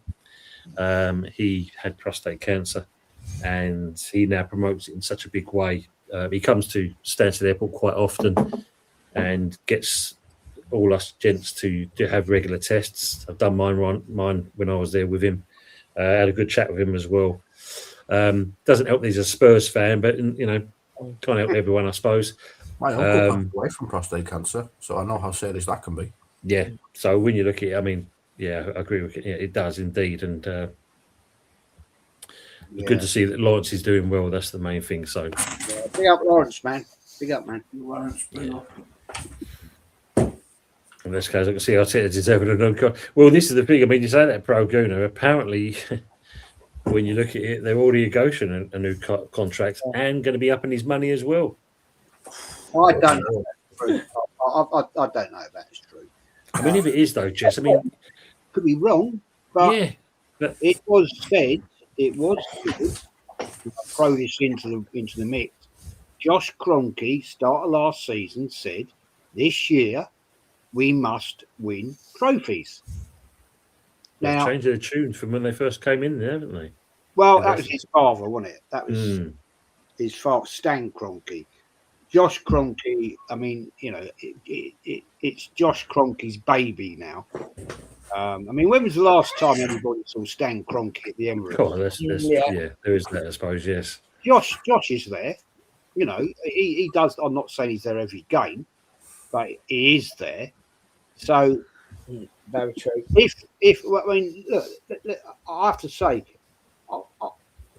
I'm 99.9% certain Arsenal will win the Premier League, unless Arteta does something completely stupid and start 7 players in each game, right, and not the full complement.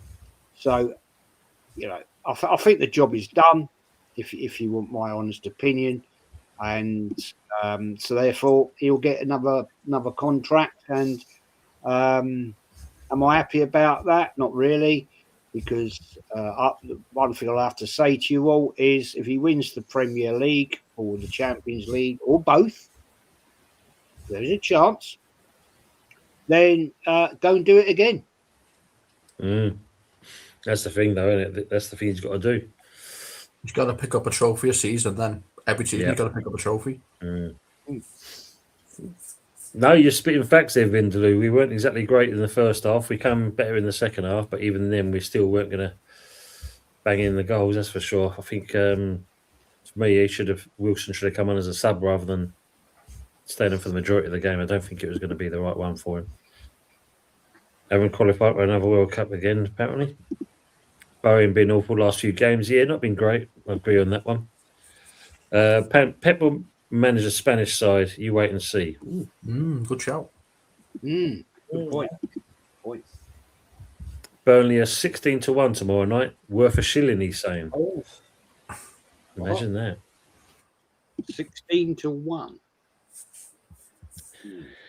Hendo saying Nuno set up all wrong with the 5 at the back, but not to worry. It will be all so Spursy for Spurs to mess up against Chelsea and Everton. They will go down to the final. This will go down to the final day, and this is what I've been saying anyway.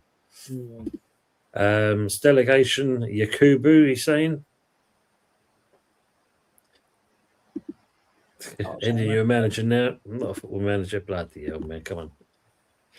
His win percentage was 71% before he left. Wow. Bushby, he's put some comments in tonight. West Ham got wrong manager in. Look at his record. Well, have a look at Potter's record before that. He ain't far behind, though. Liverpool should have got Alonso. Yeah, I think this is the thing, for you two, Uncle and Cockfather, I mean,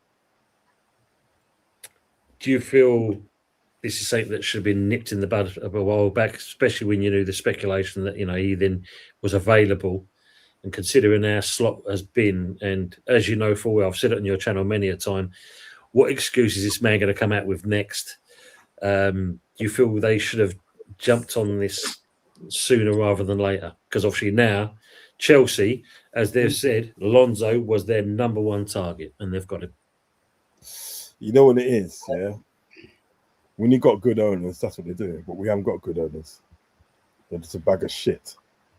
To be honest, they're rubbish. You know what I mean? So yeah, good owners do what it takes to get in the right appointment. Do you understand what I'm saying? Like, they messed up on the early slot. So what they're doing, right, is saving face. Do you know what I mean? Saying that they were going to give another season to do this and to do that. Do you know what I mean? So yeah, good owners seize the moment. The things with Liverpool, what it is with Liverpool. They're reactive, not proactive. True. And that's always their Achilles heel. Reactive, not proactive. You know what I mean? If they drop out the Champions League spot, right? So they dropped out the Champions League spot this season, right? In summer, they would spend a load of money to get back into the Champions League. Yeah. When they're in the Champions League, and then they don't really kind of like bother in spending money. We've seen it all before. Do you know what I'm saying? Now, one of the things about it, they was after Alonso first when Klopp left. Well, that's what we led to believe. We led to believe that they had a conversation with Alonso. Alonso said he wanted to do one more season in Germany. Do you know what I mean? See if we can recreate what he's done. Do you understand? Tell me, you understand? But he got to second. He got to be second. You know what I mean, in the league. And I can respect him for his decision. He didn't just jump ship like that. Do you know what I mean? I can respect for that. Anyway, so he's gone to Real Madrid, and it didn't work out for Madrid, but you have to be a special sort of manager for it to work out for you in Madrid. Look, Jose Mourinho went there; it didn't work out with him. You know what I mean? And you can say that Jose Mourinho is one of the top managers that around. Do you know what I'm saying? So you have to be that special kind of person. So I don't think that's a blemish on him that he didn't sort of like make it Real Madrid. Now, what it is, we're looking for sort of like a manager for managing stuff. Alonso's available. What do? They dilly-dally. And this is what happens whenever, like we said, you got a player. If Chelsea or Man United or Arsenal or whatever come in and swoop that player, the first thing that Liverpool will say that we wasn't interested in him. Don't lie, you was. Don't lie. Yeah, don't lie, you was interested in him. Do you know what I mean? Right? Other journals tell us that you are on it. So that's what I'm saying. That's what I'm trying to say. Well, also, don't lie and say you didn't speak to him. You did speak to him, but it's just the fact that day, right? It's just the fact that day. When Alonso comes in, he wants to deal with his squad, and he doesn't want anybody telling him anything about what he should do with the squad. He's headstrong with that sort of thing there. Liverpool don't like that, because what Liverpool want, right, is a yes man, or somebody can tell them what to do and this and that. You understand what I'm saying? Alonso's not that sort of guy. Yeah, fair play to him. I hope it works out with Chelsea for him and that, right? Because our owners they're just rubbish. They're just rubbish, and I can't stand them. All this thing with Arne Slot, yeah? Ask me something. Does Arne Slot get that job by himself? He doesn't. He don't get that job. He's got to get appointed. He's got to get appointed to that position. And who appoints to that position is either John W. Henry's going to appoint him, or like Michael Evans going to appoint him in. He don't make the decisions. He's not, you look at Arne Slot. He's not culpable for anything. There's no like consequences for what he does. You know what I mean? So he just go on and do it. He will put midfielders as right backs. He will take off defenders and put on an attacker. He will place Virgil van Dijk as a centre forward. He will do all that craziness because nobody's checking him. Nobody's telling him that, bro, what you doing? You understand? So fair play to Chelsea. They saw like an opportunity, and then went and got him. Fair play to them. Fair play. If you believe the media, it sounds like Arne Slot is getting a season review next week from the FSG president himself, is what's been reported. I heard somebody said on this picture. Some Liverpool fans said yesterday, like it was Craig from Anfield Agenda. He said basically, the decision's already made. The decision's already made that he's been sacked. So we just got ready to announce it. If you're led to believe what this guy's saying, you know what I mean? Kind of lines up. If the FSG president has been speaking to Jurgen Klopp this whole time, it kind of lines up, doesn't it? Interesting. I can't see Jurgen Klopp coming back to the club unless one, Michael Edwards is not there. That's another thing as well. And two, at the day, he gets assurances at the day that like he's going to get back this time. They're going to back him this time on what he wants to do. You know what I mean? Because he basically at the day turning water into wine. Basically, that's what he's doing at Liverpool. You know what I'm saying? So I can't see Jurgen Klopp coming back unless there's two conditions at the day. At a minimum, is done. Can't see. Interesting. We've seen weird things happen at Liverpool, Ross. You just never know, do you? Yeah, we just never know that they would have learned that. I've got to say, in terms of Michael Fuzzy was talking first. You could have thought that FSG would actually have learned their lesson from seeing how things worked out with Ten Hag. They had the perfect case study. Give a bold Dutch manager whatever he wants, you're going to die. You're done. Close the club. Close everything. That's so true. That is so true. Sorry, Michael. You yeah, no problem, Tom. I've got to say, I was surprised when we were linked with Xabi Alonso at first, given our situation, the way the team has been, the form, going out of Europe. Yeah, yeah, spending £1 billion in 4 years. One star, yeah. Well, I agree.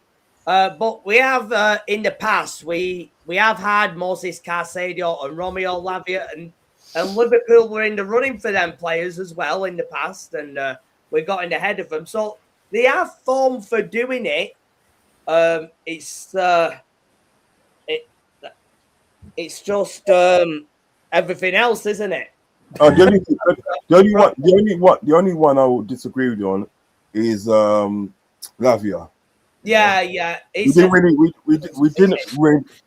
really want them because I think myself, well, if we want them, we would have got him because we was in pole position to get him, and everything. We just kept on messing about. We wasn't really headstrong in getting him. The one that we was probably headstrong in getting was Moses Caicedo. I'll give you that one. Do you know what I mean? You know, and that was just to me, that was just a catastrophic mess anyway. Do you know what I mean? You know. Given on what you've just said, Rods, that Xabi Alonso seems to be his own man. So that's very different for this ownership because they've gone for a certain model and they do have they've had yes men in the last few years, you know, like Potter, and then there was Pochettino, and then Maresca, then Rafinha. So Xabi Alonso is a different type of manager that they're going for then. And obviously they've gone for someone who's won a league this time. So I do think maybe the ownership are maybe changing the way they're doing things. But are they going to let Xabi Alonso do his thing and let him cook in the summer, get the players that he wants in? And this is the thing, Tom. We've got a squad there that I think Xabi Alonso's probably not going to want. I mean, you've got Sanchez, you've got Jorgensen, you've got Badlashile, Garnacho, Delap. These players are not at the standard of Chelsea, Tom. I think you're going to see a lot of changes, Michael, because if you look at it, the main thing they've done is they've given him the title of manager, not coach. No, they haven't. That's right. Yeah. So when you look at that to me tells me that obviously one thing that Alonso's asked for, and he seems like he's got, is that he's going to have control of that team. Exactly. You're right before, Tom, because under Maresca, Rafinha, Poch, they said coach, haven't they? They have said coach, but now they're saying manager. So that is interesting. I think maybe they're listening to the outside noise a little bit now, more than what they have done before, Tom. So maybe that is something. But the worry that I have is the fact that we have got no UCL football. What kind of players are we going to get through the door? And can Xabi Alonso convince the players that he wants in to come to Chelsea? I think he's got some clout. I think he's got some clout behind him. I don't think he really needs to buy as such because he's still got a good crop of players there that he can work with and they can get results. I mean, obviously, mine is sort of like a few players like Garnacho and and so forth. But like the main spine of your team, he could actually work with them people like Enzo Fernandez, João Pedro, and people like that. He can actually work with them sort of people. Do you know what I mean? And so I don't think your team needs major surgery. Far from it. Yes, it needs to get rid of a few bad eggs. You know what I mean? Yeah. In a bunch, but you won't really need major surgery because if you look at a team that he had with Leverkusen when he went undefeated in that, there wasn't really any stand-up players really there. They could say, well, look, you know what, this guy is a stand-up player. He worked with what he had. I mean, you had that guy from Arsenal, Granit Xhaka? Granit Xhaka was over there, and he done well. Frimpong was there, done well. Wirtz was there. Victor Boniface, and all these players that weren't really household names, but you know what? They can do a job for you on the pitch, and that's what you need. You don't really need this a baller from South America and this guy from wherever. You just need people at the day that so that when they get in the pitch, it's all about the work. It's all about the work. Do the job. Do the job, and I think that's what he has got a large group of players there at Chelsea that will go in there and that will do the job. Do you know what I mean? Different tactics, different way of doing things. You never know. World's the oyster. Well, yeah, I mean, for me, Uncle, I'm hoping that he has his influence come Tuesday night, because if he's sitting in the stands and that, then players will be thinking that, the new boss looking at us, we've got to kind of raise our game in that. But on to another hand on that, I'm going to throw it on this one here with Matthew Boss's comment on that, and to Fuzzy. How do you feel now that Carrick's been given the actual job? Mixed feelings. Solskjaer vibes? Are you getting Ollie vibes? I'm sort of getting Ollie vibes, where it's a little bit like, well, the guy's not a master tactician. He's sort of running on the he knows the club inside out kind of thing. And it sort of feels like, well, the match day message is, this is Man United. We do things different here. And there's not really anything else to it than that. And Man United players are just like, well, that's the instructions then. Well, let's go throw whatever we got out on the football pitch. Now, if we've got the quality, generally giving certain players freedoms to, bond together, get to know each other, play to each other's strengths, and a manager that will honour that, it could work out quite nicely. What you want to know is whether the coaching staff, the manager, and the whole team that's coaching that team has a strong mentality to actually coach that team into a trophy winning team. Because Carrick could just have United finishing 4th place every year. Like, he wouldn't be a terrible manager, but he just wouldn't be enough to get us to the next level.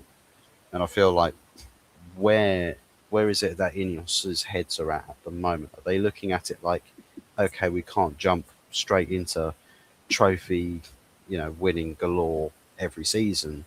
Maybe we just want to get a team that's not hovering around in Spurs territory and is further up the table in European competitions and qualifying every year, and then we go into the next phase. So maybe Ineos are trying to do an Arsenal and do things in phases, but I don't know if that's going to work out in Man United's case, because we'll need Ineos to actually give proper backing to Carrick, build a proper team, and then the manager, his coaching staff, they've got to respond to that and level up themselves. The whole project in a bubble has got to be elevated over the next couple of years. Yeah. Whether Carrick's got the ability to do that, because his only proper full-time. Are you going down the project road then? It looks like it might be happening. We've got our own Arteta. We've got our own Arteta. That dusty script has been passed down the road to you guys. Mikel Arteta, Michael. Dusty Springfield. I get it. Michael. Super duper Michael. Are you going to trust the process? Yeah, I've started already. You've got to trust the process. There we go. Absolutely. Yeah. Sitting on the process. Copium. I'm just going to do this. As much as Lawrence sends me super chats, he also reminds me of my kind of keeping up with the chat, as he says here. Yeah. Tony keeping up with the chat like West Ham's attacking performance. Absolutely. At this rate, you get relegated. Mate, tell me about it. There is a couple of questions here. Where has it gone to? Let me just kind of get rid of some of these ones here.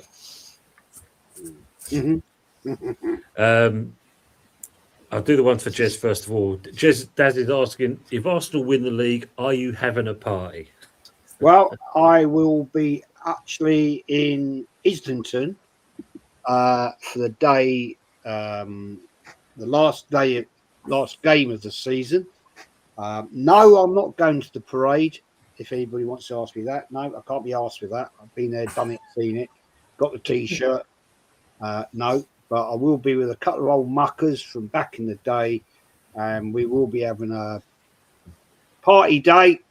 And yeah, so there we are. Brilliant. Dad's asking me this one. Do you still think we've got a chance? Me personally, I think it's over. Dad, you know me, I'm not going to give up until the end. That's the always up. That's what I've done when I've done football teams, I have the same mentality mindset regarding outside of football or not. Until the fat lady sings, as they say, it's all in the lap of the gods. Tuesday, it might be a different situation. Then I might concede things, but if it goes the other way, then it's still there. I mean, Chelsea, they've got to turn up. That's what we've got to hope for. And like I said, hopefully if Alonso's in the stands, because apparently he's not taken over till, is it July? I think it is, Michael. 1st of July, Tom. So he's probably going to be watching, but I don't think he'll be in the stands for that, Tom. Yeah. But I think it just having him there should be enough to hopefully G the players up, because they know at the end of the day, as Uncle alluded to, it's a case of they're going to be fighting for their positions now. So that's facts, yeah. So they're doing from that. Hendon St. Mafia boss, going to be tough for all clubs to recruit this summer due to the World Cup.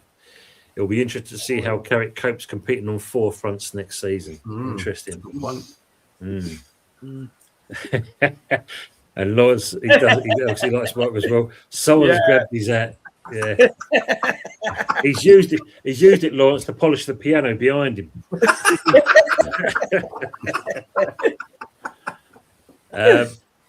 Pro was asking for please vote for Rice Player of the Year, guys. I think he will be anyway. So, Mr. Pads is asking, Tony, in your opinion, if you had to break down the biggest issues at West Ham and explain it to non-West Ham fans, what are the biggest issues in detail? So for me, Mr. Pads, if you look at it, it goes back 10 years ago when this board told us that, we're going to move to a new stadium. We're going to basically compete and get in for the Champions League. I've heard this before, haven't I? Yeah. Fucking the Emirates. It is indeed, Jez. It is indeed. It sounds like the Emirates, exactly that. But they said that the fans will be as close to the pitch like they are at Upton Park. And then you had a certain Dame Brady turn around and saying, we're going to go to a world-class stadium for world-class players. And it went on from there. Then we moved into the stadium itself. It was soulless. Fans were fighting up in the gods with each other. Our own fans, this is. And then we bring in a manager. We then sack that manager to bring in Pellegrini because he did it at City. So he's going to do exactly the same with West Ham after getting him from China. And he could only see 3/4 of the pitch. The final third, which was where the goal was, no, not Pellegrini style. We'll play it sideways. We'll go back on ourselves. We don't want to go for the goal. We'll go back on ourselves. And then they got Moyes back in, and then he got us 3 years of Europe. And the moment he won that Europa Conference, that's when suddenly thought, you know what? I've now got to spend money with this man because he's got us a cup. Something that we haven't won, since a cup since 43 years ago. And then from that point there, I swear to this day, that's when he turned around and said to Moyes, "You're not here next season," because that season, the football changed. The way we played, the setup, everything changed from what Moyes got us. Like I said to you, being the semi-final, final, quarter-final, 3 years in a row, and then suddenly that 4th season, it all went to shit. And that's only because Sullivan didn't want to spend money.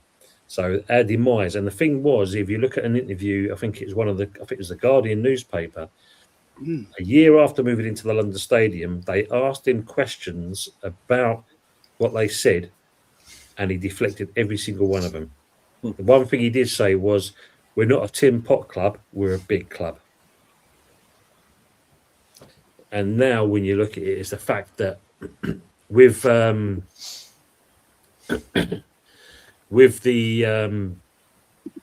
ownership of bringing in Lopetegui, then bringing in Potter, a man who's been out of the business for 2 years, and then getting in Nuno because he was available. He was available, simple as that. That's the reason why things have gone the way they have. And with Lopetegui, we spent £150 million. And with most of those, it was on players that are aging, no kind of youth set up, You had a director of football came in, which Sullivan didn't like because the man was kind of bigger than him. The rings a bell, Jez. Someone being bigger than someone else. And then from there, the downfall was there, and we're seeing it now. So, and the thing is, the only thing I will say with Lopetegui, if it weren't for him getting them points at the beginning of the season, we would already be in the championship now. So, and Leslie says, cost of relegation is depressing. Possible leaving. Nuno, Areola, Hermansen, Wan-Bissaka, Juve, Mavro, Kilman, Todibo, JWP, Cornet, Alvarez, Fernandez, Souček, Magassa, Somerville, Bowen, Fulkrug, and Tati. So you imagine that. That's what possibly could happen for us, losing all those players. Just your whole club, mate. Basically, it's going to be it's going to be a leaving party. The season, everyone's. The thing is, this is the thing, Fuzzy. When you think about it, when you look at the beginning of 2026, when you got the chairman turning or the club turning and saying we're 104 million pound in debt, and the first thing we've got to do is sell players. That's not good signs for any club when you've got someone saying that to you. Got to love Jim though when he says West Ham versus Wrexham, my team in the EFL Championship next season. Yeah, it could be that as well. You never know. But yeah, I mean, and this is the problem where we are. Shut up, man. Don't need to hear that.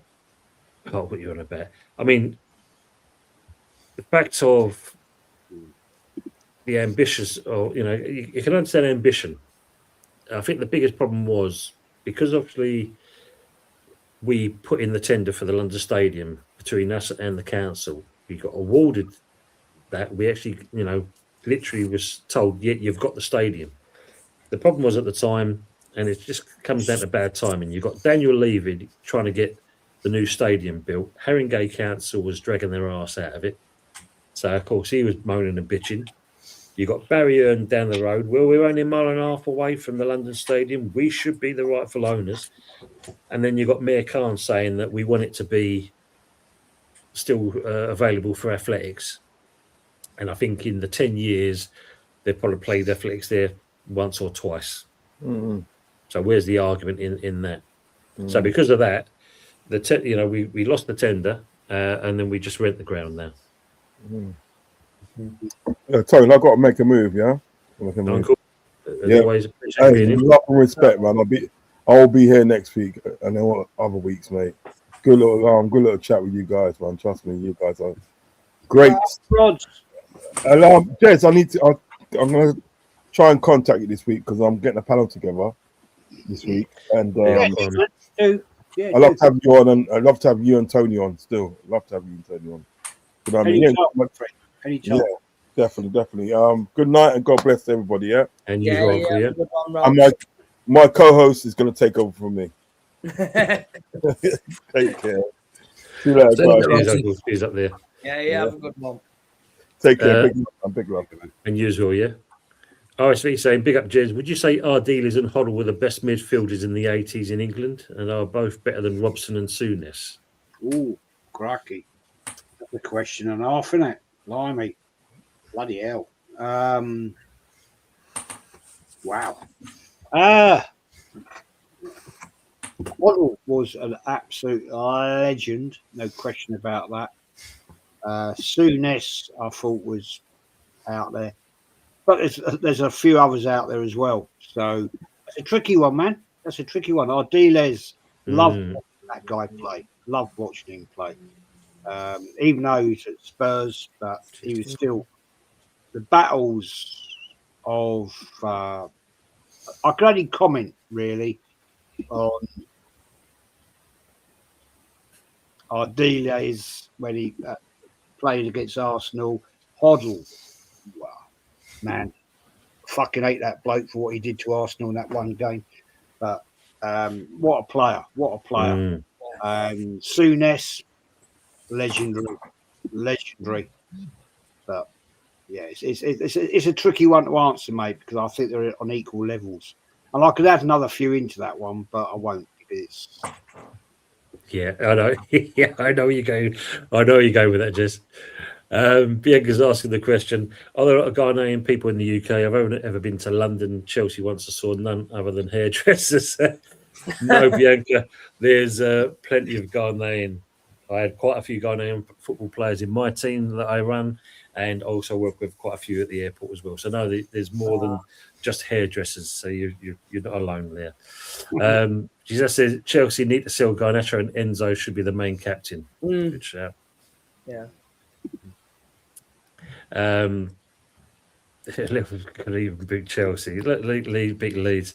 Leslie's asking the question: is VAR's first priority to get the right decision, or first priority to look after the officials? Look after the officials. That's my point. That's why it's subjective. Yeah. I actually disagree with that. Respectfully, I disagree with that. VAR, in my opinion, is not to protect the official. It's actually to question whether they've got the right priority decision. And the reason I'm saying that, Cops, is because they've taken responsibility away from the referee. Yeah. And referees now, if you look at it in a different angle, now rely too much on VAR. Yeah. You know, they're frightened of making that decision.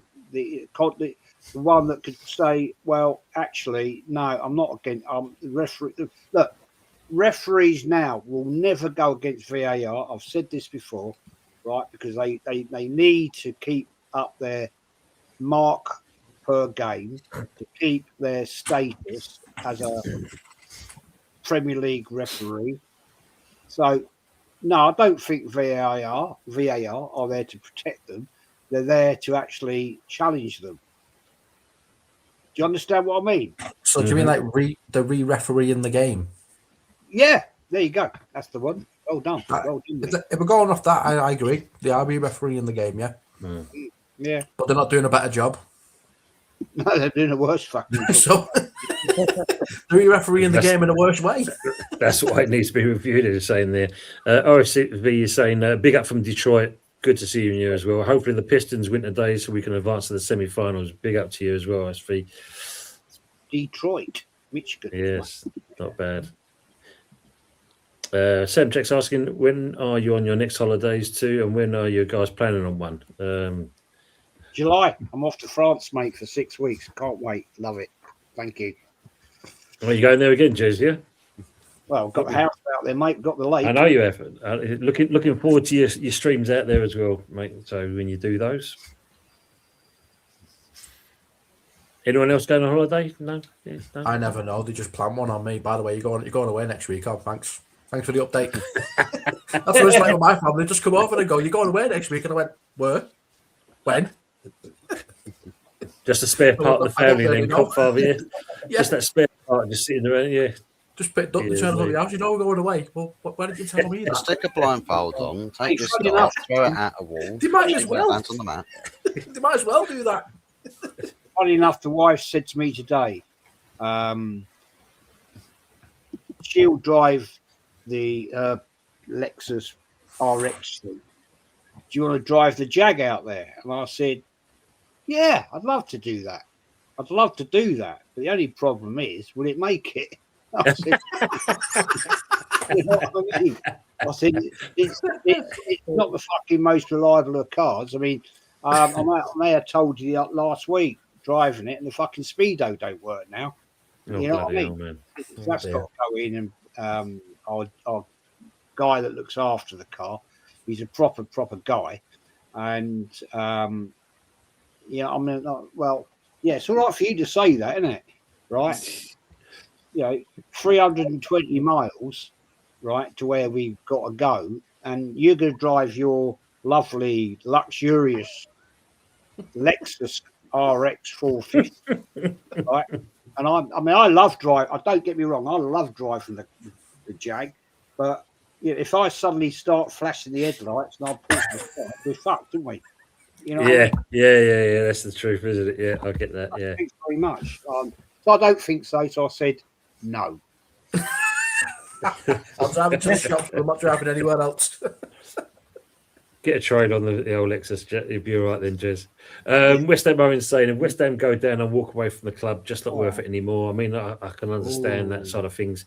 But you got to think, at the end of the day, you know, through thick and thin, you know, that place behind me, seen us go down, back up again, down. Yeah. But we still filled that place up to the gunnels. So, you know, for me, no. I get what And you're saying, though. And you will. I mean, one of the things I should interrupt, but because my apologies. But one of the most loyal fan bases I've ever known in my life, right, is West Ham, because I used to love going to the old Upton Park bullying ground. The fan base was sublime. Yes, they were naughty, but so were many clubs. But the loyalty, man, to that club. Yeah. Well, do you remember, Jez? I can't remember what it was for now. There was it was a national thing where you had people with the buckets outside collecting the money for some charity thing. Yeah. Each year it happened. West Ham were top for the amount of money they used to give. Wow. Yeah. So that's something I'm proud of in that respects. Hindo saying Kenny Ken been Airbnb in his gaff out. He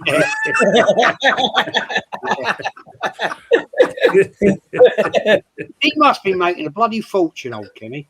Yeah, I tell you, man, yeah. Kwame's asking, Jez, which Arteta parrots gets on your nerves? Yeah, I'm not getting into that. Look, I'm Yeah. get into that. Yeah, look, exactly, Lawrence. Never leave West Ham. Absolutely, never going to do that. Yeah, me too. Yeah, everyone's on that. But he's saying, sorry, I can't watch the Premier League. It won't be the same if not following a team in it. Well, yeah, I think Cockfather said before. You know, the Premier League has definitely changed. Not exactly for the better. That's for sure. No. You know, Too soft. That's a bit of a sad comment, man, because at the end of the day, respectfully to you, it's your team. You know, it's your team, and yeah, I hear you. But Arsenal are top, but it's your team, and if you're a true fan, you'll support your team through thick and thin. You know, yeah, West Ham may be going down this season, but the true West Ham fans will still support that team. You know what I mean? Yeah. You never give up your team. I've barely seen any trophies. Sorry? I've barely seen any trophies as a Liverpool fan because of when I was born. We barely won any trophies since I've been watching. Thing is, Cop, you still have the love. You know, you never give it up. It's in your heart. It's in your blood. You mean you cut me in half, mate? You cut me in half. It says Arsenal. You know, and that's the thing, and this is the thing, Owen. I mean, I get what you're saying there, but yeah, you know, when you look at it, you've supported them for over a decade, so it's knowing the bad times. So when you think about it, most of the time we've been in the London Stadium, then if you know for yourself, so you've not seen the hardships like most, you know, some of the older West Ham fans have. You know, as Jess said, we weren't exactly nice with certain teams. You know, we give them a nice handshake, possibly. You know, nice about it, Tone. Yeah, of course. I'll just try to sugarcoat this. But yeah, we definitely give certain teams a very nice welcome when they come to the gaff. But at the same point, you know, as you said, we go through thick and thin. You know, with the ownership, the fact of getting relegated, coming back up again, seeing great players coming through the club, seeing some great players leave the club because obviously we've, bought them in as kids and we've sold them on for money. And again, poor management. We've lost out money on certain players because of that as well, because no sell-on clauses. But, you move on, but you still stick with the team regardless. I mean, look, Cole, Lawrence is in Kentucky and it's in his blood, like you, Jez, it's in his blood. Same as with me, it's in our blood. We all support our team for a reason. Jim was saying West Ham need a new manager. Tony, sack Nuno. Who do you want as the next West Ham manager? So only if the Spurs, would you take Big Ange at West Ham? Big Ange could probably do a job, Jim. That's the funny part about it. He could do something about it there. Another one that comes to mind, though, because obviously they haven't qualified for the World Cup, is Craig Bellamy. I'll take him because at least he's got that fight in him, and that's what you want to see at the end of the day. You know, you want to see a manager on the sideline. You know, bang, simple. But Craig Bellamy was the master of the offside. He never stayed onside. He was too fast. I know that's all right. With the new rule coming in for next season, Copfather, we're still in there. We'll be fine and dandy because the amount of times he got caught offside. Now there's that benefit of the doubt being introduced. We'll be fine. For the PGMOL to come out and say we made a mistake if there's no repercussions for it, though, is there a point? I mean, that's the worst thing. I mean, someone said it earlier in the chat. That is the thing you don't want to see when you see us a couple of days later. We made a mistake. Well, that mistake cost the title, relegation, qualifying for Europe. Exactly. So with them things saying that, you know what I mean? Stricto saying Arteta, if he wins the double and stays, I can see him starting to win a trophy every other season. You know, there's possibility. There is that possibility. That's not real Stricto, by the way. Oh, isn't it? I still can't. Lindsay saying, born West Ham and always proud to be West Ham, 100% there. West Ham saying, why? I don't need to show loyalty to the club. No one needs to show loyalty to the club. You embrace the club. Also, don't view the club as the same anyway. Would rather just enjoy my life than show loyalty to a club that don't care about me personally. Look, that's the same with all fans, regardless of what club it is. You know, you're just another paying member at the end of the day. Bums on seats. You know, and there is only certain ownership you can say that actually consider the fans, but they're very few and far between. The ones I say, you know, and they're the three Bs, and that's Bournemouth, Brentford, and Brighton. They're the ones I'd say that actually care about their fans because they run their clubs properly. I'd have to say City as well. Their owners definitely cared about the fans. I would have to say that. Yeah, there is that as well. Yes, very true. Very true. Big up Yeti as well. So do you, Carl. Football team is the most important. No, there's more than that. Yeah, look, that's a good point. Yeah, Daz, yes. Going back to what Lauren's saying, check your balls, boys. It is important. Absolutely. Yeah. It's an escape. It's an escape from your life football, isn't it? I use it as an escape. I get the wife to do that. Big up. Don't forget as well, but football's a nice escape from her too. Make sure you go to Young Ed Yetis and sub to his channel where we have it all done as well. Yeah, it's not that. Of course, no, it's not like. At the end of the day, we all support our clubs regardless, but you also have affinity sometimes for a second club.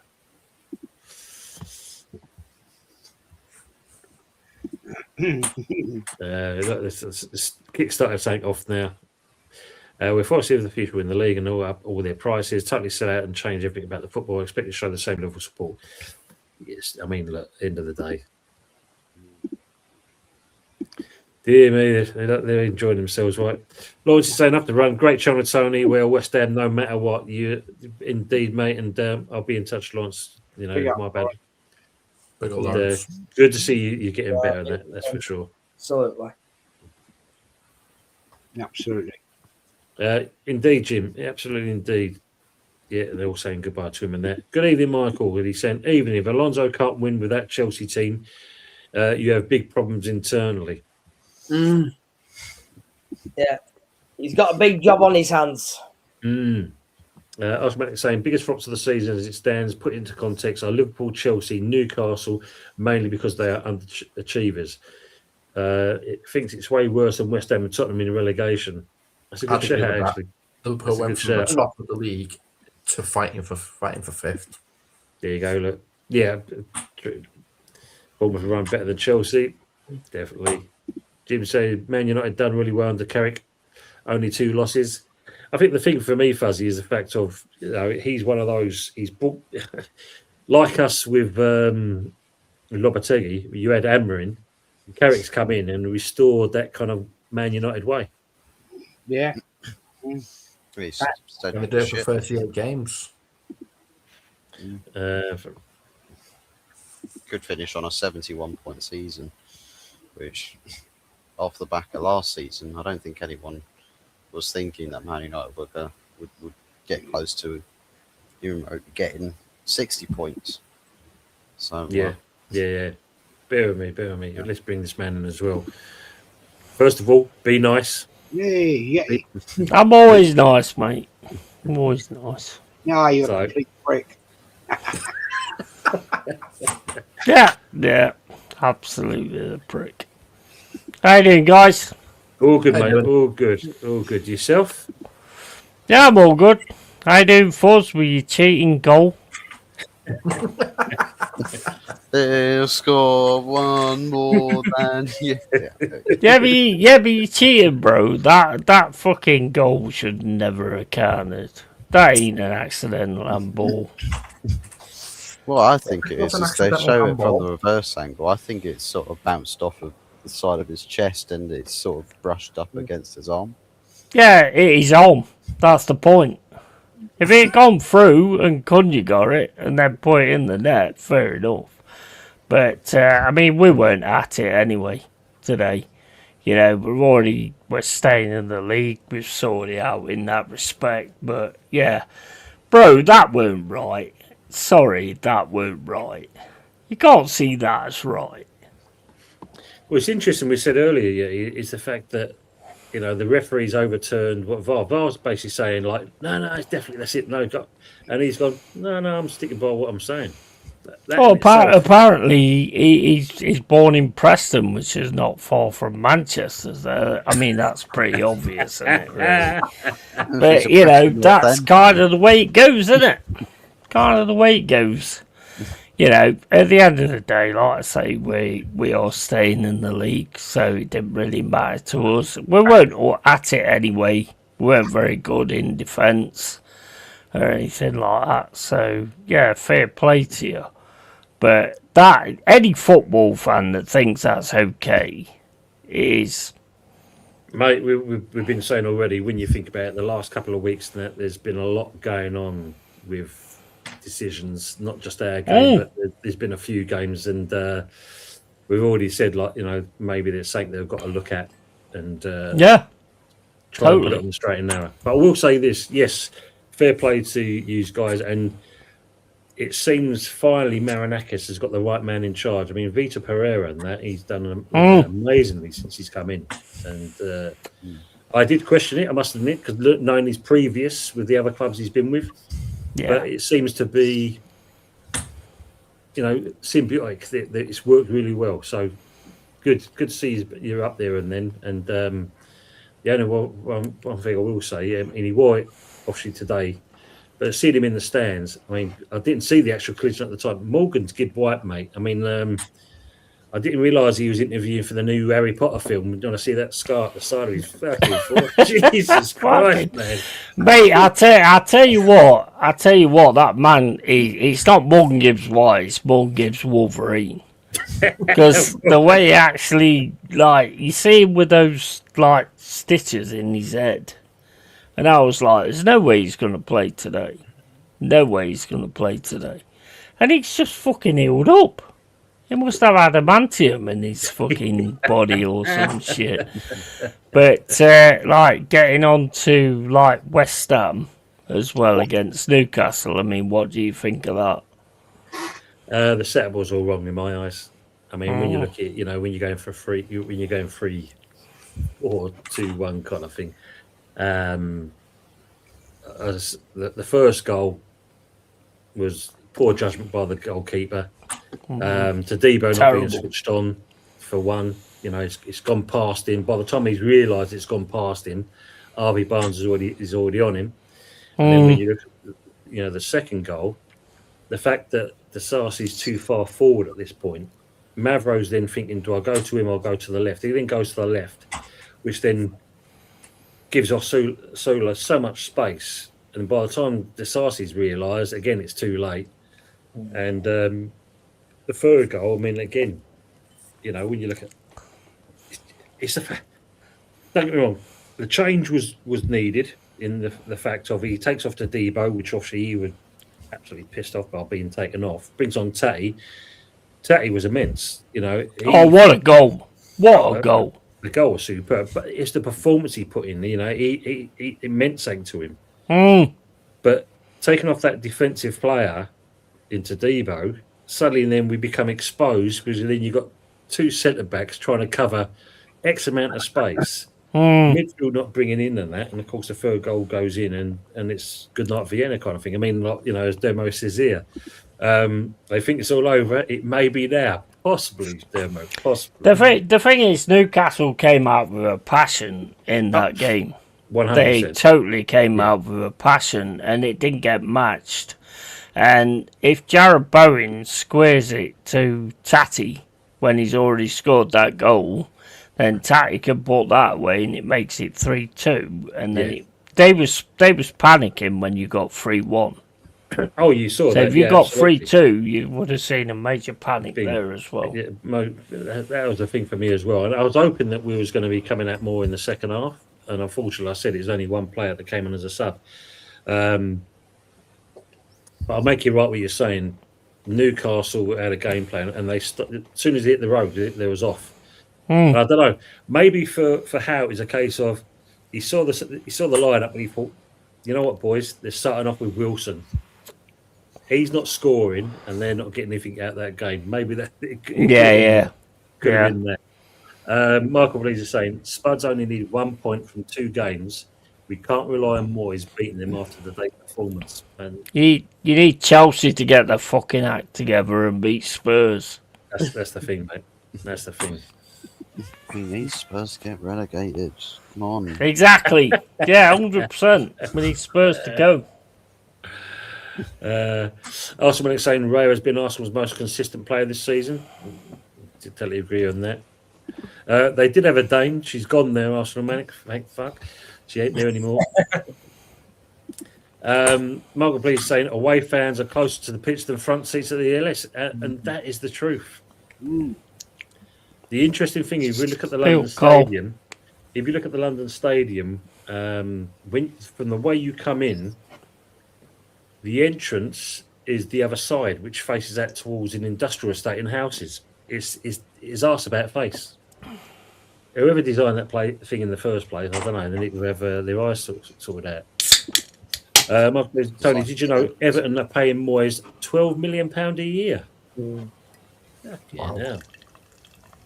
No, I didn't realise that. I mean, that's deserving money, isn't it? He's getting. Dear me. Can't see Tottenham getting more than a point in the last 2 games. Hopefully they lose. Fingers crossed for over Rabbit's foot. Sullivan is a thief. He's definitely something else. There's no two ways about that. Mark says, can't see us beating Leeds. They're better than Castle. Yeah. Interesting one, this one. Bowen. If he does go, obviously there's talk to Liverpool, there's talk to Newcastle. But then he's got to upset the Dyer family. I think she's too settled in at London, so maybe he stays. But for me, I think he wants to have his last hurrah, getting a chance at England. But don't play for Liverpool then. Yeah, well, doesn't matter if he plays whatever team. With Tuchel and that, he's only going to come on as a sub if he's lucky. If that, yeah, they generally don't play Liverpool players. It's true. There is a bright cloud if we do go down, as Michael says. On the bright side, we'll have the youngest team in the championship. Look at that. Look, Arsenal, can we stop the pleasantries and decorum and start cracking some West Ham relegation jokes? No. I West Ham don't go down, to be honest. I don't want them to go down. I mean, look. I don't want them to go down. As I said, I mean, I've just kind of, I'm not going to, give up yet until the end. Until the end. That's it. Tuesday will be the defining game. Tuesday makes the difference. Then you might see a different answer from me. But at this point, see, the thing is, Ton, you've got all these people on this panel. None of them have ever faced what you're going through now. I've faced it with Forest. I have 1974. Well, I'm not talking about 1974. I'm talking about now. Yeah, well, You know, you've got no chance of going down whatsoever. I faced it in 1974. Well, yeah, I mean, I faced a lot of things in 1973, being born. But, I mean, that don't matter, does it? It's down to what's happening right now. It's a load of bollocks because I faced it. I saw Arsenal nearly go down. That's 1974. That was a long time ago. Yeah, but I still faced it. You just said none of us have faced it. I have. Oh, sorry. I didn't mean it in that respect, that you'd faced it in some point in your life. So I just seen a comment there from Brendan. Look, I mean, at the end of the day, yeah. I mean, Forest have been there recently. We've been there. See, I think there's a fourth or fifth occasion kind of thing. So if it was out of Spurs and West Ham a bit more adjusted to going down. Spurs on the other hands are not used to that, so I don't know if they would. But then it's funny enough, like Arsenal, like West Ham, like Spurs, it's the ownership that sometimes can be the problem. Spurs and West Ham at the moment, their ownership are absolutely diabolical. But we need that change. That says, do you believe in miracles? Brendan's comment is now, Des, Tont is bald, but he is no Earl Brand. By the way, yeah, I wasn't having a go at you. You know. No, I was just saying, like, in the time that it is now, that you guys don't have to face it and don't have to go through it. And it is a big thing when you have to go through it. Yeah. Okay, yeah. For us, it's going to be immense because I think, the amount of players we're going to lose. VAR does what it shouldn't. It refs the game, as you're saying. Yeah. Just was saying that earlier. Yeah. Desmond asking, do you think Alonso will last at Chelsea though? Because it's a 4-year deal, Mike, wasn't it? Well, I should hope so. If they let him do his thing, maybe. But that depends on the people behind the scenes, doesn't it? True. Can you name a Chelsea manager that lasts that long? Yeah, well, we ain't got Abramovich. We want to call him Abramovich. He's not there anymore, is he? Kwame's off to Ghana in July until October, but he's also going as well. So take care, guys. Thanks, Kwame, as well, has always been in.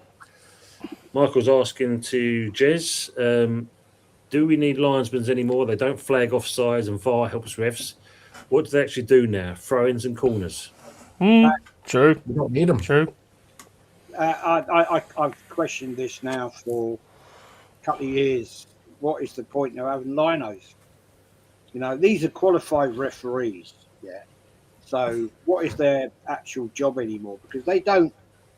Case in point, the other week in the controversy at West Ham, the West Ham game, the lino had the best line of sight and he did nothing. It goes to VAR and then VAR throws it back to the referee. So what's the point of it? What is Yeah. Absolutely. It's a waste of time. Jez, what do you think about that situation with Man United goal in the accidental handball? I didn't see it, mate. I'm sorry. You know, okay.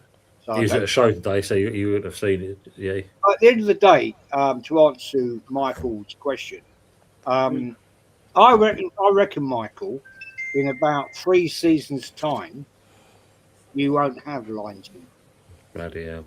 The technology will be there, but they're not needed because they don't do fuck all anymore.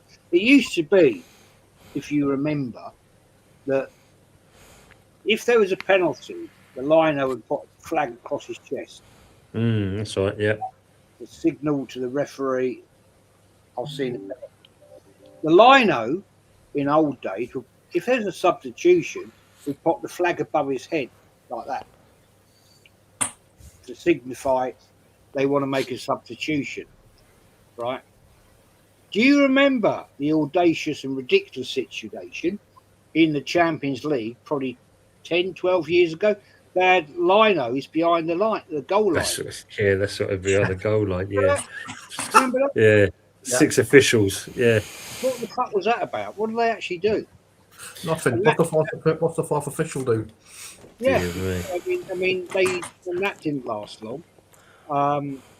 But it was always the fact that when a lino used to come across to it's a penalty, he would stand directly on the 18-yard box line. That don't happen no more. Yeah. All What's these that things have been taken away. All been taken away. They're pointless. There's no point in being there. Big up, Michael. He's, I mean, look at this one here. Look, apparently VAR next season is also doing ball out of play. Games will be 2 hours long. Yeah. Now, man. Ball out of play. What do you mean by that? So it's the amount of time that the ball spent. Yeah, the ball. You know, so when you think about it, how many times have you seen it where players on the edge of the line, and the ball goes, you know, X amount of the ball goes out. So for a lot of fans, you see them going, "No, it's out! It's out! It's a throw-in." Oh no! Don't tell me. I actually remember a time when they all did their jobs and not get their jobs done for them. Cool, blimey. You're going back sub now, mate, aren't you? 100%. Yeah. And big up Michael, mate. Jez, I'm a class 3 ref. Well done. And hope your career goes well, my friend. Hope well Good for stuff. Give me that tips that you're saying. That's grassroots. That's good. That's good level. That's good to get that. I'll come down to that in a minute. We've got time. West Ham go down. It could be a blessing. Get out of the dead wood and build for the future. Will you keep Nuno, lads? The club want to keep hold of him. I don't know if Nuno want to stay though. But if they too defensive today, man. Too defensive. Way too defensive. I think hopefully he will.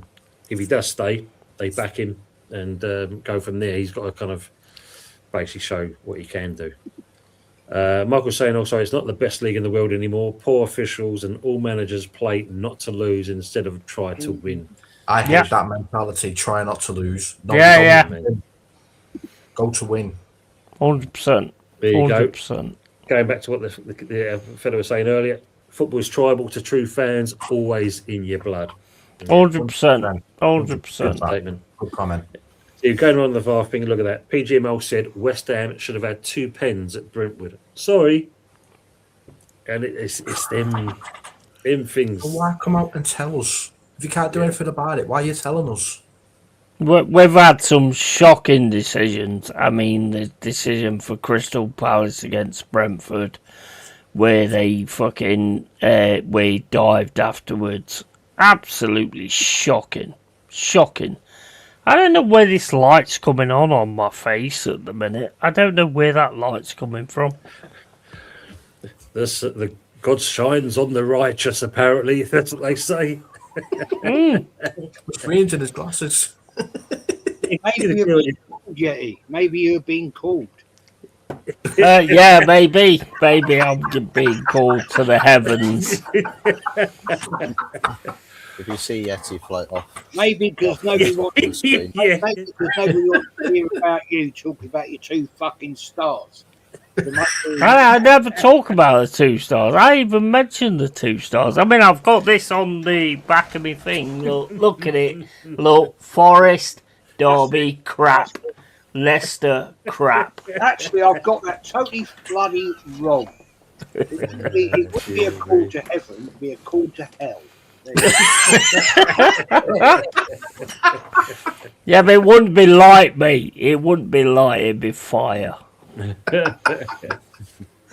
Anthony's always saying, bloody hell, it's the long head. Yeah, good dear me. Yes, Jim, Hot Fuzz, he's a United fan, he is indeed. He was playing basketball Fuzz, he shows how good VAR really is. Yeah, that's a sort of about option there. Corruption, Tony, never. They are just blind. Man alive. It's It is corruption. Mm-hmm. Yeah, this is the thing for me as well. Yeah, we're looking for survival when he plays a back 5. Needed to be 4-4-2 or even 4-3-3, something at least. Mm. And what gets me is the fact of he never, once the first goal went in, he never looked to adjust anything at that point because we was all over the gaff. Yeah, we all hate the Spurs, Jim says. Michael says, yeah, De Zerbi been crying all week that Newcastle and Leeds were going to roll over, but he never moaned about Villa rolling over for them. True. PSG owners and Luis Enrique did interviews on CBS Sports. They're humble and have a personality. There you go. There's a difference. Yeah, man. He's There you go. Look, Bowen won't go to the World Cup, and Danny won't leave her mum and dad. Proper East End family.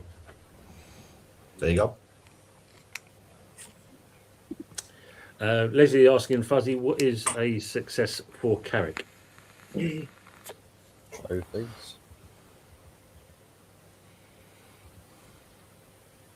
Trophies. Just trophies. That's it. Yeah, not the, I mean, not the league. Not the league. Trophy season, basically.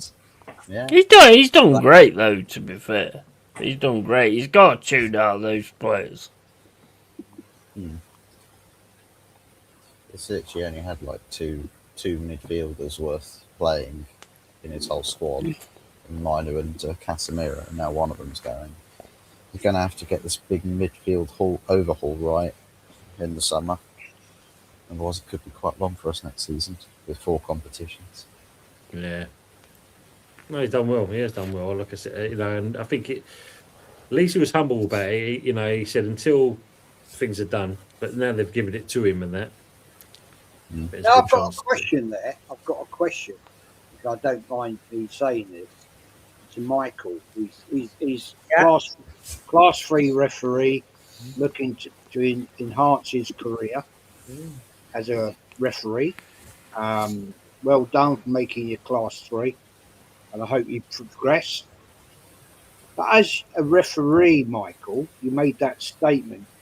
Can I ask you, if you're still here, do you have a bias when you go in to referee one of your matches? Good shout. Mm. I mean, class 3 is the starting level, but do you have a bias if you're going to referee one of your matches? Even if you have to think about it a bit more, that's a bit of subconscious bias. Well, the thing is, Cops, I got to national level, Diadora League and all that, and I can assure you, I never, ever went into a game with a bias. Good. You shouldn't. You shouldn't. Good. Never. I mean, I went all round the southeast and up into Norfolk, the referee games, and I never had a bias, because at the end of the day, if you have that mentality of you want to officiate the game, you don't go in there looking at, oh, well, I want this team to win, that team to win. I mean, I refereed at, up to 3rd round qualifying of the FA Cup. Oh, nice. I never had any bias, you know. Hey, you shouldn't. You No, shouldn't. you shouldn't. That's good, Jazz. We should have more referees like you. I don't get that statement. I don't get that statement. I mean, I'm not having a pop. I'm not having a go. I know how You need to take up the flag again, Jez. I'm too fucking old for that. You probably do a better job than happening for these now, Jazz. You've got your knowledge, mate. I need a fucking oxygen mask every time I went up and down the line. I reckon Jez could outpace Kylian Mbappe. Yeah. Millwall Chris says, is that Forest fan drinking gravy? No, he is drinking the fabulous drink Cruz Campo. Other beers are available, but apparently not in the Yeti household. But you know, yeah, well, I'm sponsored by him now, so if you want to drink for Cruz Campo, make sure you drink Cruz Campo. Make sure you click my link in the chat, and yeah, give me. I get 50% on every time you buy any of the Cruz Campo. Not bad. I don't. I'm lying. But anyway. Has anyone seen Julian Dix? Truth Over Lies, welcome to the channel. Thanks for coming in as well. But yeah, do appreciate your comments as well. Jim says, my mum is a Man United fan. Fuzzy? That's unfortunate. Good job. Yeah. Look at this. You need a new mum.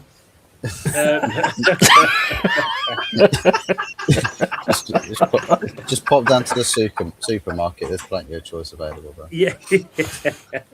Pick her up off the shelf. Take her to the till. Look at that. I mean, yeah. So apparently, Fernandez is obviously being looked at by a few clubs. Arsenal being one of those. So what we go and do, we slap an £84 million price tag on him. Why do you always seem to sell players to Arsenal? What is that about? With the new Chelsea. We're taking over from them. That's what it is. Hernandez is quality, to be honest. He is quality. It is. I mean, considering we paid 40 million basically plus add-ons, he's been immense for us. But I mean, he's only 22. I think it's 21, 22. So when you look at that, he's got a great future ahead of him. PSG is another club that's looking at him. I think Man United might be one as well. So there's going to be a few contenders if we go down. But even if we stay up, I think there's still going to be people knocking on the door for this player. There's still a chance if Chelsea can beat Spurs, which they should do, because, I mean, they've got Xabi Alonso waiting in the wings, so all of them should be playing towards getting a shirt off him. True. Yeah. Very true. I mean, we need to do that. Excuse me. I wonder if Two couple licenses. Games. Hammers were relegated after losing 5-1 at home to Chelsea. I know they were in trouble after that. We've been in trouble from the beginning of the season. Let's not lie. Considering, the first 4 games we put her in charge. We get in a new keeper and we put him in them games. We get Tonk 4-0, 4-something, 4. The goals galore. And as Michael Blees says, Hermansen at the beginning had T-Rex arms because the bloke can catch a ball. Shit. That's the reason there. He says here, not at my level. No, I won't have a favourite team, he's saying there. Yeah, Fernandez is definitely going, Des is saying. Lone Star says, Tony is full of subconscious bias. Arteta tells me... Can I just say, Michael, right, make sure Forest is your favourite team. Because we are quality, we've got 2 stars... so make sure you take us as your favourite team. 6 of them, 6 of those stars. Yeah, I know you guys have. Yeah, I'm arguing with you guys. I'm arguing with the Arsenal fan, not you.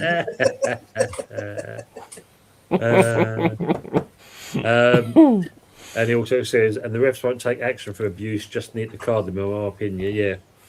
And also he says, Jez, I refuse to ref any teams I know. Also ask for a different game. There you go. So at least he sticks with that as well. Daz, night all top show. Thanks for being with us. Really appreciate it being here. And hopefully we'll see it over the line coming next week. Chris says, Millwall. Michael, if you ever ref Millwall, let us know. I'll slip you a monkey. Slip you a monkey.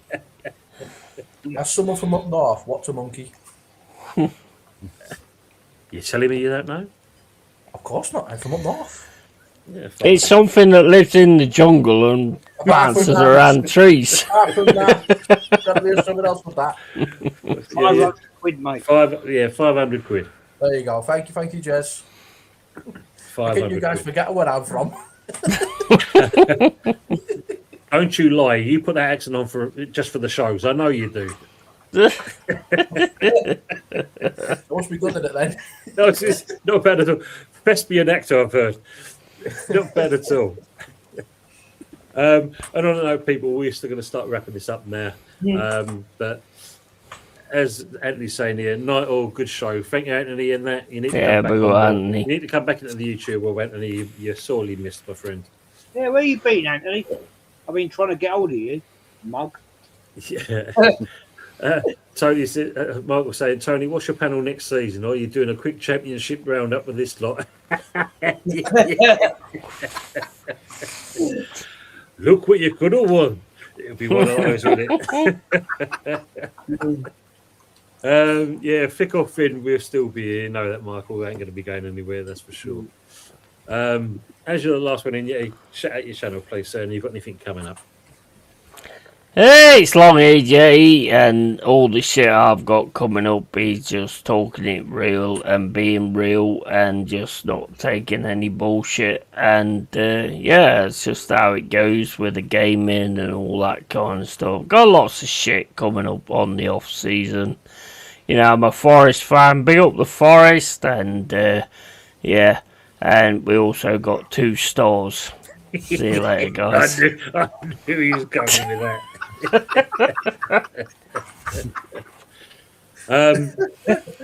Got to say, do this before anything else, and how true this is. You got to laugh or cry, being a There you West go. Ham fan, without a doubt. Fuzzy, are you going to be doing some stuff soon? Or is it just kind of concentrating on the career at the moment? Kind of concentrating on things in person at the moment. I think. Good. Just get everything settled down first, and we'll see where we go from there. To be honest. Good, mate. But my channel is still there if people do want to subscribe. It's still absolutely. there. Absolutely. 44AG, and I've got 2 4s in my name, so. What are you doing with your career? What's your career? So I've gone into a new store. Okay. So it's don't know if you know the company. You might have heard of it, Brook Taverner. Who? Brook Taverner. No, meant Yeah. formal Nah, never heard of it. No, I've seen you. yeah, seen the adverts for it. Yep, seen all that going on. Yeah, big up to you, man. Keep going with it. Yeah. Michael Lee saying, yeah, Chappie World Cup coming up at silly times in the morning. Yeah, going to be silly. Yeah. And what will it be? $1,000 tickets. Yes, yes. $11 million ticket as well. Seen that around. Yeah, crazy. Well, if you go down, let you get Millwall. Yeah, we will do. We will do. And They're already waiting for you. They already said in the chat earlier. yeah. Chris Brown, he's Millwall fan. We couldn't meet up with him as well, so that should be all good. Before I ask Copfather, obviously, Jez and that, this man in the middle and that can't catch a break at the moment. Yet again, good friends in the YouTube world decided to take down a channel that's not even promoted or pushed. Yeah. I'm everyone's enemy, Tont, it seems, at the moment. But you know what? It's water off a duck's back to me, Tont. I'm not worried about it. I keep doing what I do. I keep living my life. And, yeah, look, that's the way people are, aren't they, in this space? They're very sensitive. Very sensitive indeed. But you know what, Tont? It is what it is, isn't it? But yeah, I'm always here, Tont. I'll keep forming every channel possible. I never give up. Burn the channels. Yeah. Subscribe to this channel, this channel, this channel, this channel, this channel, this channel. Don't let the bastards knock you down, bro. I think that was despicable for that. Yeah. Right? That you got taken down, right? When there's a certain person, right, mentioning no names, but you know who he is, advertising fucking drugs, right, online. And you know who I'm talking about, and YouTube have done fuck all about that, right? Yeah. And I called him out, I've told him, and I've warned him, and I've said to him, and all of that, and he actually advertised what he was taking and showing it online, and YouTube will fuck all about that. It's disgusting. I apologise for that. I didn't mean to advertise the drugs, but you know, I was just, you know, it's. I think the problem is when you, because I mean, you know, I think on that, Jez, the problem is Michael unfortunately doesn't bring money in. Yeah. Yeah. But I mean, I was almost getting there. Oh, of course not. I mean, when you look at it, Jez, I mean, at the end of the day, and that, you know, look, we all know doing this is, you know, it can be hard work at the best of times. Yeah. And when you kind of, you know, and considering Michael with the new name has not even pushed anything, and they still take you down, you know, it's like, well, I'm sorry to swear, but that cunt was actually showing on that stream his hash. Yeah. So yeah, and this is where. Look, Sorry, if YouTube had got any rules, he should be gone. Bang. See you later. Gone. Should be. But look, as Michael's saying there, look, YouTube take you down if someone complains. And but how can they complain when you're not, if you're not promoted? I think it was the big Chelsea channels that complained and reported him. To be fair, Madness. Yeah, Absolutely because he speaks the truth. He speaks the truth. Yeah. I remember They that. don't like that. Of course Well, not. I don't agree with that yet at all, because what that gentleman I'm talking about has been totally against Arsenal for the last 6-7 years, I've no idea who you're talking about, bro. and he's Oh, showing his drugs online, Mm. and I'm calling them out online that you are promoting. I actually said online, you're promoting drugs, and young kids could watch this, and you're promoting it. Hmm.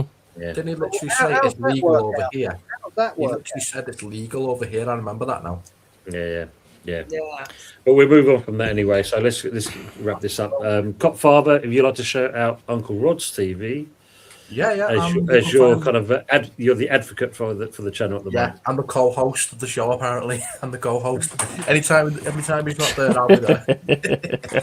So you can find me on Uncle Rod's TV. We do a show around about 10:30, not every night, but most nights. It seems to be the better Liverpool do, the more you'll see us. The worse we do, the less you'll see us. How about that? Sounds about right. So yeah. And Jez, you'd like to shout your channel out, and you've got anything coming up? Yeah, thank you, man. Always, I love coming on this show. I love it. Thank you, man. Always for inviting. Great panel. And always great discussion. Yeah, it's just as Arsenal. And before I go, Michael, I wish you all the very, very, very best in your refereeing career. It's a tough road, my friend. Tough road, and I wish you all the very best. And hope you make it, whatever your ambition is, to get to the top. And good luck. And gentlemen, Cops, Fuzzy, Yeti, Chelsea, Michael, and Tone, real ones. Love you all. Thank you, mate. Thank you. Yeah, big up, guys. Just the last up there, Michael's saying, Michael, did you get an email to say you were red flagged? Reply to that to get the channel back. There you go. He's trying to get out there as well. Yeah, the only email that I got from him is the channel termination. That was the first one. Channel removed. They tell you that they kind of you can appeal it, which is what I did. And then a few hours later, they came back to me saying they've removed your channel and they're not coming. They're not giving it back to you. They don't even tell you why. They always put all this jargon in there, don't they? That you can't make head or tail of. Well, they don't tell you why it's been taken down. If they told me why, and then I know what it is, but I don't. Do you think they might have banned you for your T-shirt? I don't think it'll be that. Yeah. Well, look.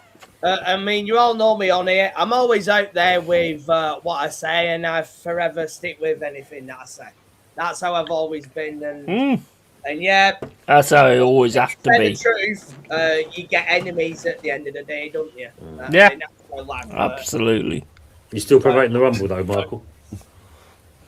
You're still doing the Rumble. I'm still on Rumble. I'm still on X. I'm still doing my thing. I am looking at maybe one or two other channels, seeing what that's like as well. Because I know some of the guys on here have done other platforms. I mean, he's done Twitch. I remember him saying once. So, years ago, yeah. So it's good. At least let's go from there. And good luck with you, Michael. Whatever your endeavour gets you. Yeah. You know, that's the main thing. And maybe, try and reach out to them and find out what the bloody hell needs to be done, because it just seems to be free channels. There's something wrong about that. I've messaged them on X and they haven't said anything to me so far. Elon Musk has got your back. Well, I hope so. Michael said he must have even mentioned politics. Starmer's watching you. yeah, exactly. Starminators. Thing is, difficult not to mention politics regarding Chelsea. You've got no recourse with YouTube. They are judge and jury. Right? And you've got no recourse to come back. You can. You've got no way of communicating, because no. If you go into the chat, it's all AI. It's all bullshit. Yeah. and you've got no recourse whatsoever, and it's so unfair because Yeah. at least if they want to cancel your channel or whatever, you should at least have the ability to communicate via telephone or via proper email to say why, what have I done, what have I done wrong. Yeah, you want to know that at least, don't you? Wrong, I agree on that. I agree on that. That's for sure. But yeah, we'll leave it at that because at the end of the day, on that, I mean, when Michael told me on that, I thought to myself, nah, that's wrong on all levels. But good luck with you, Mike. If it goes well with the Rumble thing. Well, a little bit of good news. I did win one over on YouTube because I was getting taken by copyright on the music I use on my intro, and it was sent to them for like 30 days to sort it out, and they didn't come back, so I get to continue to use the intro that I use. Amazing. Because they was trying to rip me off and trying to take the money off me, which I don't have adverts on my channel anyway. So they weren't going to get nothing anyway. But yeah, it does work out in some ways in that respect. That's why they didn't come back to you. I had it 4 times on my original intro. When I'd get a strike, not a strike, because I'm using EPL content, and I used to say to them, "Yeah, okay, but you haven't even got the games right. Yeah, It's all Arsenal content, and yet you're showing me Man United against West Brom, Norwich against so yeah. Get the facts You just right. need to be able to have conversation and communication. Like you say, it's AI, so Yeah, you don't get anywhere. My new intro, I actually bought the right to show it. I bought it for 20 quid, right? And even though those people don't exist anymore, the band don't exist, I bought the content off Spotify, and I'm allowed to show it. Yeah. So they can't copyright me on that one, but it's despicable that nobody has the right of appeal.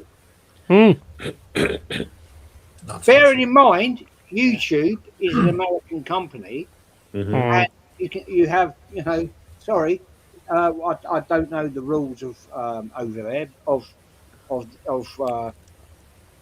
what was it, the when they set up the Constitution and all that, you have the right of appeal, but unfortunately, no, you don't. No. All AI, like you said. It's all AI when you chat to them. Crazy. But on that note, we're going to wrap it up now. Thanks everyone from the panel for being on here. It's been great entertainment, and obviously the people in the chat with the comments. Thank you much for that as well. Make sure that you do sub and like and share with all these content creators that's on here, and go look at their stuff. They do some good stuff. Hype the videos, as they say. It all works out in the favour, as they reckon. Yeah, don't follow politics, neither do I, Jim. It's all crap. Spencer Stewart saying, big up Jez panel on the chat. And he says that YouTube have been boring since Anthony's been off. Yeah, there's no fat blokes. There you go. Look, copyright only lasts 20 years unless renewed. Night all, and on that note, we will be saying night as well. Thanks everyone for being with us. Make sure you enjoy what's left of the night and have a great week. And we shall see you next time. Ta-da. Take care, everyone. Take care, Good all. night. Cheers, guys. Take